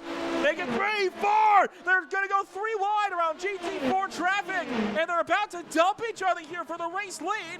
Really pinching Movado down is the likes of Mag Performance SRT round the outside of the bus stop chicane. The number 9 car hangs on, but here comes the 29 fighting back on the outside line, trying to get everything for this spot. They're going to grind against each other again as they run through NASCAR 3 and 4. You can't keep doing this, boys. You're going to get race control angry for too long with all of this going on.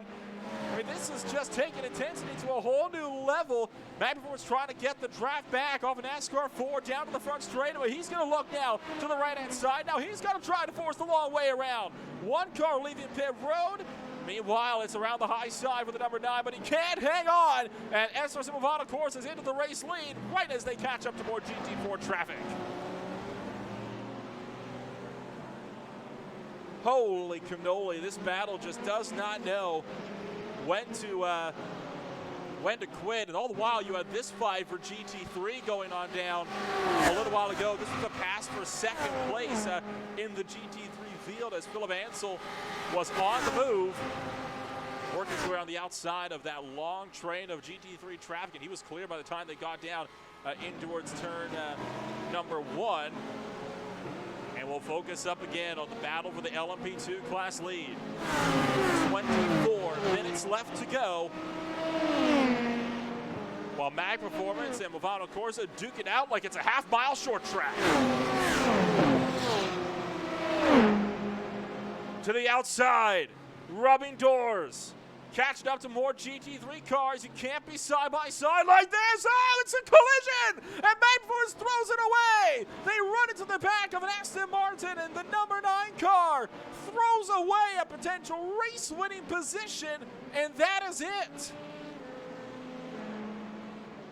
Oh dear, oh dear, oh dear. It was Project Dynamic Green that got the worst of it. That has handed Movado Corsa an 8-second lead just like that. All he had to do was back off and wait. Instead, you threw it away for what? Taking a look at the replay and the mad dash in towards. Man, that is such a shame, and that's a hard shot for that Aston Martin to go into the inside barriers as well. Well, what did we tell? It was going to end in tears as the battle's developing in GT3 to top it all off. I think you got one lap car in the midst here. In fact, you do. But Jonathan, we talked about it just a lap before that happened. We knew it was going to end in tears, and sure enough, it all falls apart. Yeah, it all fell apart real quick there, and I'm sure race control will also be intervening given that it was ending in a collision. It's a shame because SRS Movado did absolutely nothing wrong. They held the inside line, even though they were being pinched. That was all Magperformance and their own impatientness trying to find a way through, and it just went wrong. They couldn't wait patiently enough, and that's what saw them now tumble down and out. And it's a heartbreaking situation because now you have to start to consider, what are the ramifications that's going to be on top of you now being crashed out of a fight for a potential race win. While all this was going down, the 120 car has been handed down a 15-second penalty for a collision with the 22. I was on lap 47 into the bus stop chicane, and I think, frankly, we're both a little bit speechless after that one. I mean, that was one of the hardest fought fights I've seen, not in this race, but in sports car racing as a whole in a very, very long time. And I'm frankly disappointed that it had to end the way it did. I wish that battle could have gone over until the end. How about this, though? The 23 car going to be making a dive into pit road as he catches up to some lap traffic as Spire Race Team is in for a third stop.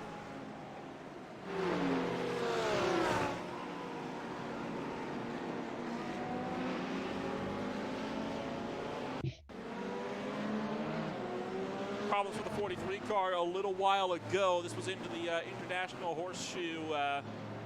Looks like he's just kind of looped it around on his own and keeps it going. So good save actually on that one. For Alexandre Andre, not so much. He might have had a very similar situation here actually, as way too deep into the International Horseshoe, and again just swings wide, but gathers it back up without too much incident. 20 minutes now left to go on the clock. Less than 15 laps remaining, then I'd say.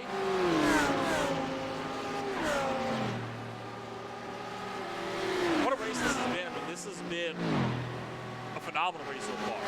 The racing has been on point from flag to flag so far. It has shown no signs of slowing anytime soon, and that is going to continue to ring true all the way down to the checkered flag. These guys are going to be looking to have themselves every last scrap of battle fought for every single position until that checkered flag waves. As a bit of a lockup there for one of the LMP2 cars will send Birds Are Real Motorsports around again. With the LMP2 lead battle kind of left in the dust, that just leaves now your GT3 fight for third, fourth, and fifth among Team SBE7, driven by Bruno Spengler, Luca Lufredi brings it up for Codega Squadron Corsa, and then Viper Esports Academy Blue bring it up for Udo Vongame.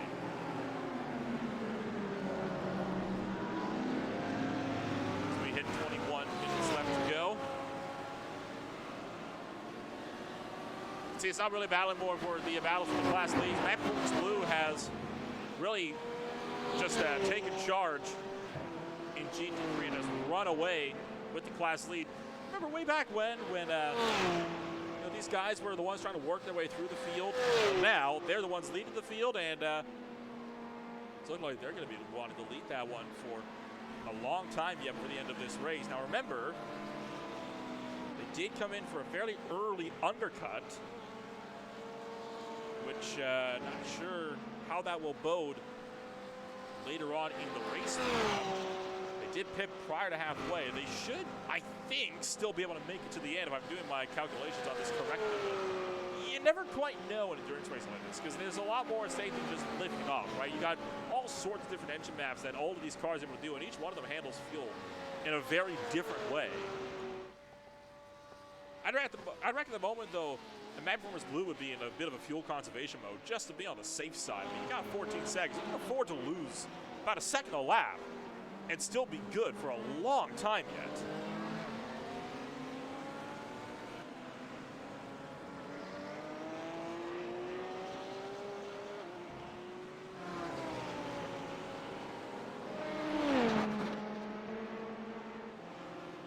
One LMP2 battle that is still up for grabs for 8th between two of the Aspire Racing Team teammates, 17 of the 23, and they're going to trade hands in the short sprint down into turn number 1.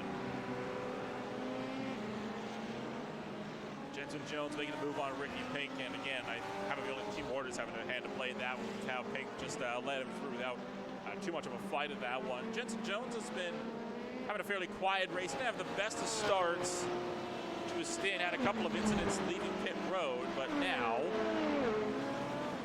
he's been slowly regaining some pace, and now he's back up to 8th place overall. It seems like that's where he's going to be staying around for the time being. Looks like potentially more trouble for Alexander Andre. This is into the off of turn number 6, and whoa, going for a really late spin. That was getting on the power. Immediately after that, Sophia Rhodes having an issue at the West Horseshoe, and potential problems with the Aspire drivers. Oh, it was about the Aspire drivers, as the 23 of Jensen Jones ended up going for a spin and almost took Sophie Rhodes and Ricky Pink with him. Probably discuss again there, Jonathan, as I was just mentioning, how quiet of a race he had been having up to that point.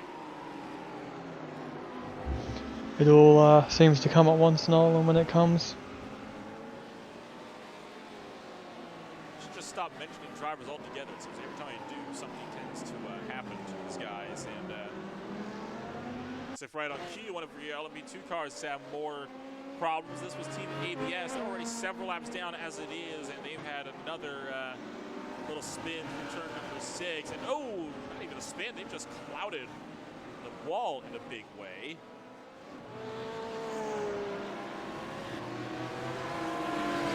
At the moment, this GT3 battle, the only fight you've got on the racetrack at the moment, with one of the LMP2 cars trying to work his way through in the process.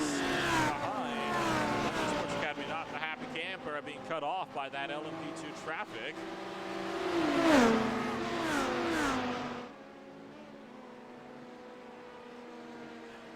The LMP2 car gonna take off and leave your GT3 field kind of in the background here.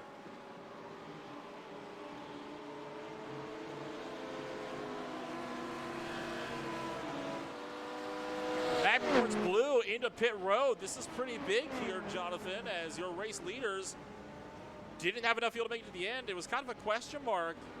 Oh, he's overshot the box as well. That's not going to help matters either. That's big, though.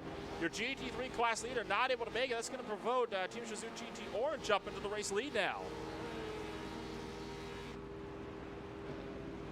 13.5 seconds. Fuel only stop for the number 25. So he's going to be off and away down in towards turn number 1. He's fallen, though, back to 5th place. He's not the only one. Fury Simsport now down in the pit road as well. So Empress has fallen back to 5th, and they are now well over 20 seconds back from the class leaders. They have to hope now that the rest of the guys in front of them don't have enough fuel to make it back either.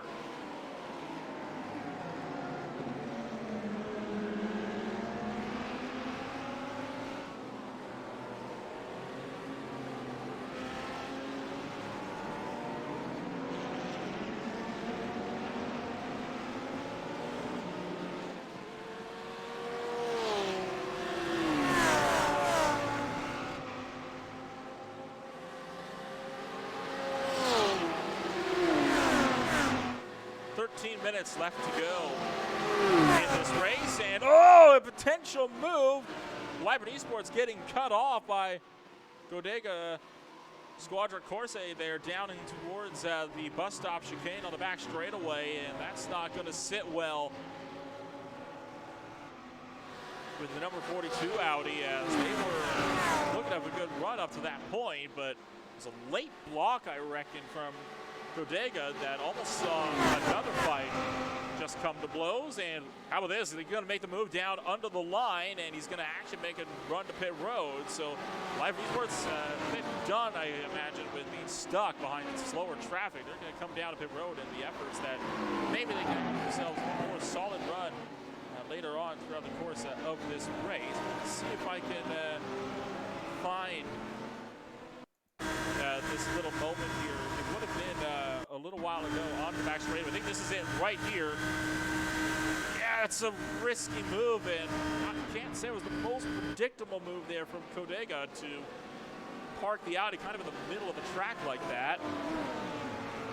No contact though, so I doubt race control will look too deeply into that one. The 9 car having a penalty of his own. Oh, hello, this is the 9 car. Okay, so this is actually really big here, Jonathan. Remember how we were talking about potential problems for your class leaders? Well, now that 9 has got a penalty. SOC Movano, of course, sorry, that is Andreas Bristad. He's been given another 50-second penalty for the collision with the 19 GT4 from earlier on in the race. I can't say I'm very surprised by that one, but that's essentially been the nail in the coffin then for Mag Performance. SRT's hopes to go for a race win. They're now effectively over 30 seconds back. Yeah, I can't say I'm surprised either, but it would be a very hard pill to swallow. Team Shazoo is into pit road this time by, so we continue to gradually work our way through our last round of pit stops as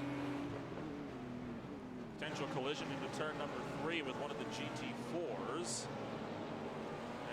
Losing it with a lazy spin right on the exit of turn 6. Immediately after, Simone Capelli having an incident in his LMP2 car, fresh out of pit road on cold tires, too wide, and Harvard's little slide will get that car back in check.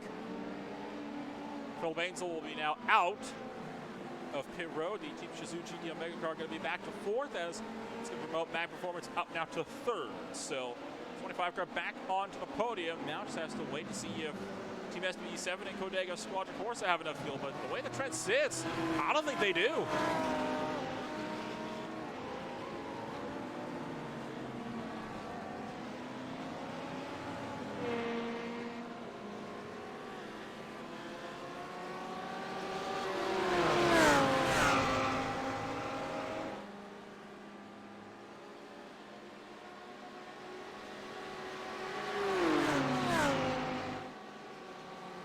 Last time these guys came down to pit road was on lap 33. They've already been out here on this stint. 5 laps longer than the last one. I don't think they're going to have enough to come in. I think it's going to have to be another splash and dash stop for the top 2 runners in your GT3 field, which I believe would shoot Mag Performance Blue back up into the race lead.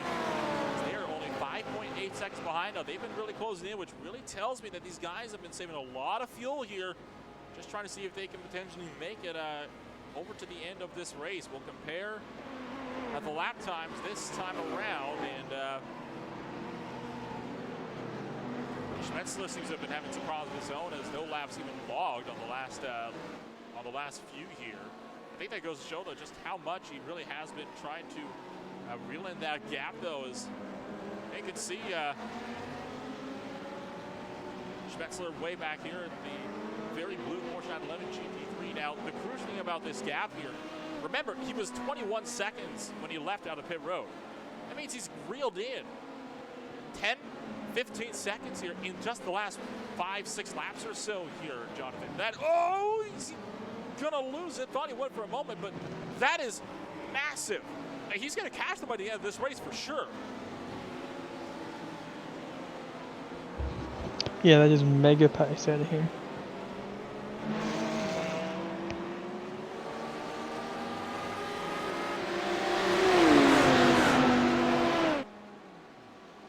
And at what point are your GT3 classes start to do battle for the race win as well? That's a big question for your GT3 field. They're one of the last fights that has to get itself sorted on the racetrack. It is the closest one you've still got. That's furthest up for a spot. You see the Mag Performance Porsche way in the background, still lurking. We have under 10 minutes to go. These guys continuing to save fuel. See if there's going to be any time logged this time around that we can compare with Schmetzler and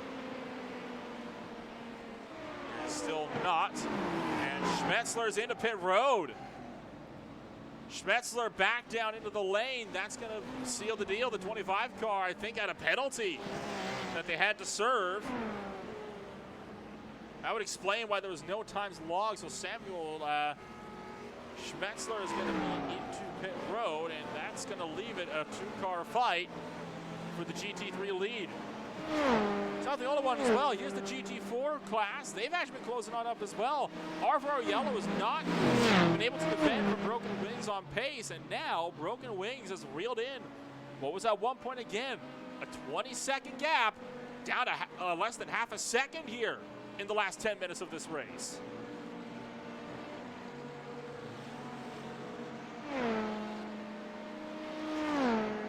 You've not been able to give your GT4 field a whole lot of love so far today.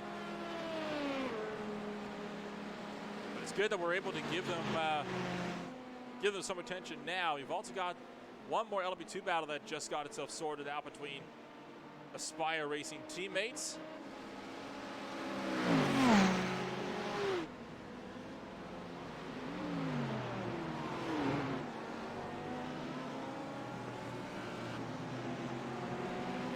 Fury Sim Sports, they are off again.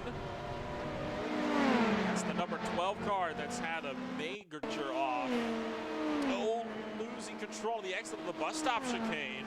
Doesn't happen often, but when it does, usually it's with the car at the outside wall. Lucky this time that it did not. So we'll look back up to the GT3 fight for the lead. 5 minutes left to go.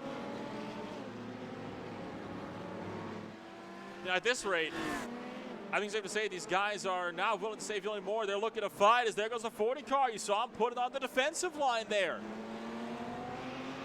So Spengler now going to have to start to actually fight it out as Lofredi now will be the one to fight it out with him. Meanwhile, Christian Hildgaard making the trip down for ProSim in the last 5 minutes of this race. He didn't have enough fuel to stretch it to the end.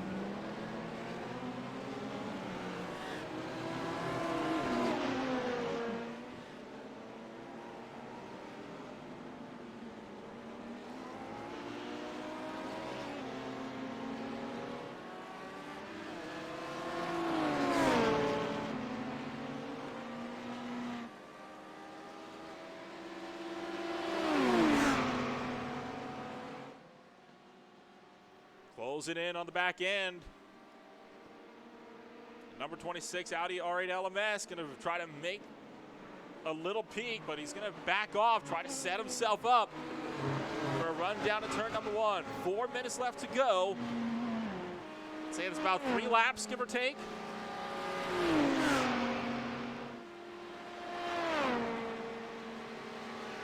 Tenths of a second, gap still closing down to a quarter. Mega Squadron Corsa led the race for a good chunk of the race early on. They're trying to get the lead back from Team SPE7. Looks to the outside, makes the lunge for the outside. Godega is through to the race lead down to the turn 1. A solid move and a dominant one as Godega takes that one around the outside line to go back into the race lead of GT3 with less than 5 minutes left on the clock. Alvaro Yellow continues to lead the way so far in GT4 in his Aston Martin Vantage GT4, but the McLaren 570S hot on his heels as some of the LMP2 traffic having to sort its way out.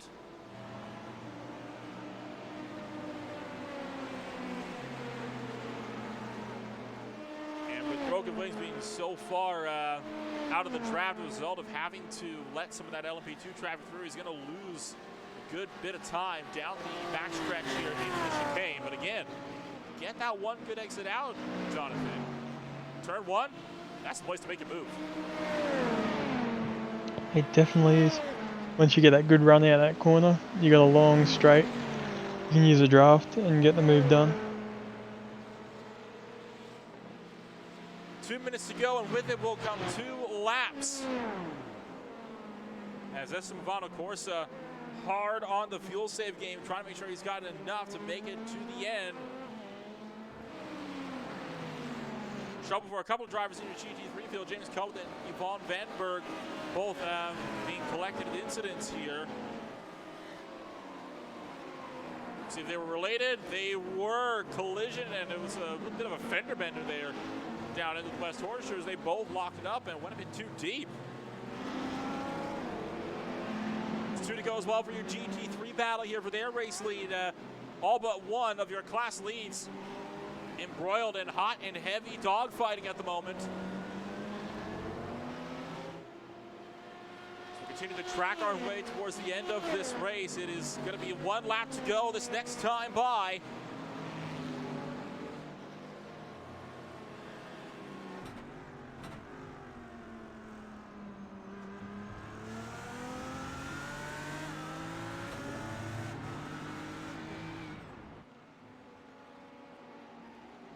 United Sim Team Orange is into pit road.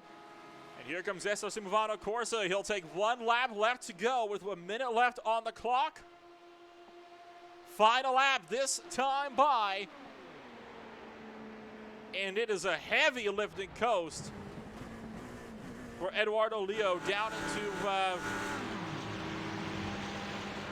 into the corner, and even more so as we're going to change hands again. SPE7 is now going to go up and make a move for the race lead. That was down at the bus stop chicane. Oh boy, so we're starting to get a bunch of battles starting to develop, and this one in GT3 going to go right down to the wire. SPE7 is back through into the race lead. One quick look at this one as checking up behind some of the McLaren lap traffic, allowed it to initiate that pass into the backstretch of Kane. Is that going to be enough for him to hang on? Round the outside goes Kodega, who's going to go back to the race lead into turn number 1. Side by side for the race lead GT3, but he can't get there. SP7 will hang on for the time being. You've also got your fight in GT4 that is still yet to be decided. Meanwhile, for SRC Movano Corsa, it is going to be an easy run for them as they're going to get collected with some of their own traffic. A little bit of a ding there. But I tell you what, Leo had to work for that lead. But when he got the lead, he was able to take it in style. He walked away with the race lead, and now he's going to come home and take the checkered flag in the International Union of eMotorsports 2 hours of Daytona. And congratulations to their entire team and effort, as meanwhile, Kodega having a huge loss in pace, I think. Having to coast, he might be out of fuel. He is! Squadra Corsa sputtering and just trying to make it to the end of this race. All the while, your GT4 fight not going away anytime soon. It's now a fight between RFR Yellow and Broken Wings, as one more GT3 car will look around for the outside line. It is 0.3 of a second separating McLaren versus Aston Martin. To the top side goes the Aston Martin. RFR Yellow trying to hang on to the draft. Close it in under 0.2 of a second for Broken Wings, trying to make it a drag race up to the start-finish line, trying to get around them, not going to get there. RFR Yellow will take the win in GT4, and right around the outside, it is Bruno Spengler to win over in GT3. What a way to have a battle end out. I mean, that is about as good of an ending to a race as you're going to be able to get. That was obviously some prime racing we had right at the end there. It's a big shame for the second place run over in GT3, as it kind of all fell apart right at the end for the second place runner. That's just not how you'd want to see a battle like that end, but for Omega Race Team, it's going to end up being a bit further towards the DNF, as they are going to end up running out of fuel on the last lap. But for now, as we will continue to work our way through the post-race show, in this one, it is high time that we take a rundown of what your race results are going to be looking like here at the end of your 2-hour-long race here tonight. And we'll start it off with LMP1, where it is SRC Movano Corsa to take a race win by 20.5 seconds over Mag Performance SRT Purple. ProSim will bring it up in third as the last driver on the lead lap. From there, we've got Gambling Lifestyle Racing in fourth, and United Sim Team Orange in fifth. Squeak Pedal Sim Racing is back in sixth, with Aspire Racing Team in seventh, eighth, and ninth. Virgin Unreal Motorsports round out the top 10. The DNFs will include the Double Stint Racing Team, ProSim Red, Team ABS, and Speedhouse Racing Team White. 14-car LMP2 field. Moving on over into GT3, and you've got Team SB7 to take a win over Team Shazoo GT Omega Blue by 5.6 seconds after their main opponents ran out of fuel in the final lap. Lyford Esports Academy will finish in third, with Kodega Squadra Corsa having to settle for fourth place instead. SRC Movano will be back in fifth. Mag Team Performance and Fury Simsport will be back to finish the cars on the lead lap. For there you had Team Shazoo GT Omega with Omega Racing Team Red. Fury Simsport rounds up the top 10 with Sim Racing Lanka Blue. United Sim Team RFRO Pink and Sim Racing Lanka Red to round out the cars that finished this race. Last down were Omega Race Team Blue, United Sim Team Blue, Magform's SRT Green, SRC Movano GT27, Mutzler Motorsports, and one of the other Team SD7 BMWs, Team Shazoo Orange, Coach Babe Academy, and Pro Sim Blue rounding out the field further down the order. And then a very lonely GT4 field where only 2 cars finished on the lead lap, and they were only separated by 1/10 of a second for RFRO Yellow to take the W over Broken Wings, with Omega Racing Team Green in third. Ben Hughes was in fourth, United Sim Team Red in fifth, Project Dynamic Green in sixth, and RFRO White will bring up the rear of the field to end off what was a fairly solid race then here tonight. I tell you what, I mean, this is about as good of a run as you're going to be able to get, and I think for the likes of Bruno Spengler, he himself had about one of the most solid races you could possibly get, I'd imagine, throughout the entirety of his run in this race. And we'll see if we can't dial up Bruno Spengler in just a moment here to give a chat here to the driver of the race winner. Oh, well, as I say that, he is gone. So we're not going to be able to talk to your GT3 winner then at the end of the night. But I tell you what, I mean, this is it was a solid race for 2 hours, right, Jonathan? I mean, you had yourself able to have all sorts of battles. You had the attrition set in. You had the strategy. Some it didn't work out. For some, it did. This race had it all, and I don't think anybody has complained about how this race played out, except for maybe the drivers where maybe it didn't go so properly for them. Yeah, definitely. It was a great race and many different things. We saw some drivers try a little too hard and upset their race winning potential, and other drivers get taken out by lack of fuel. And some drivers taken up by lack of fuel, some drivers taken up by lap traffic, lead lap traffic, and about everything in between. And for all the fun we had tonight, it is such a shame then that we have to close things out, as we are just about then out of time for tonight. And I tell you what, it's been about as solid a race as anybody could hope for. And for us up here in the broadcast booth, it has been absolutely splendid to have you on board. And for the International Union of the Motorsports, you couldn't ask for a better way to kick off an iRacing campaign. Again, they've been doing all of their stuff so far throughout Assetto Corsa, and now they get to make that trip over to iRacing, and hopefully this will be the start of many, many things to come over in the near future. For now, though, from 24/7 Sim Services and the IUEM, my name is Enola Rempel with Jonathan Hancock beside me in the broadcast booth. Thank you for joining us for more racing action here from the World Center of Racing. We'll see you all next time around. Hopefully we'll be back for more, and a show that'll be just as exciting as their opening one.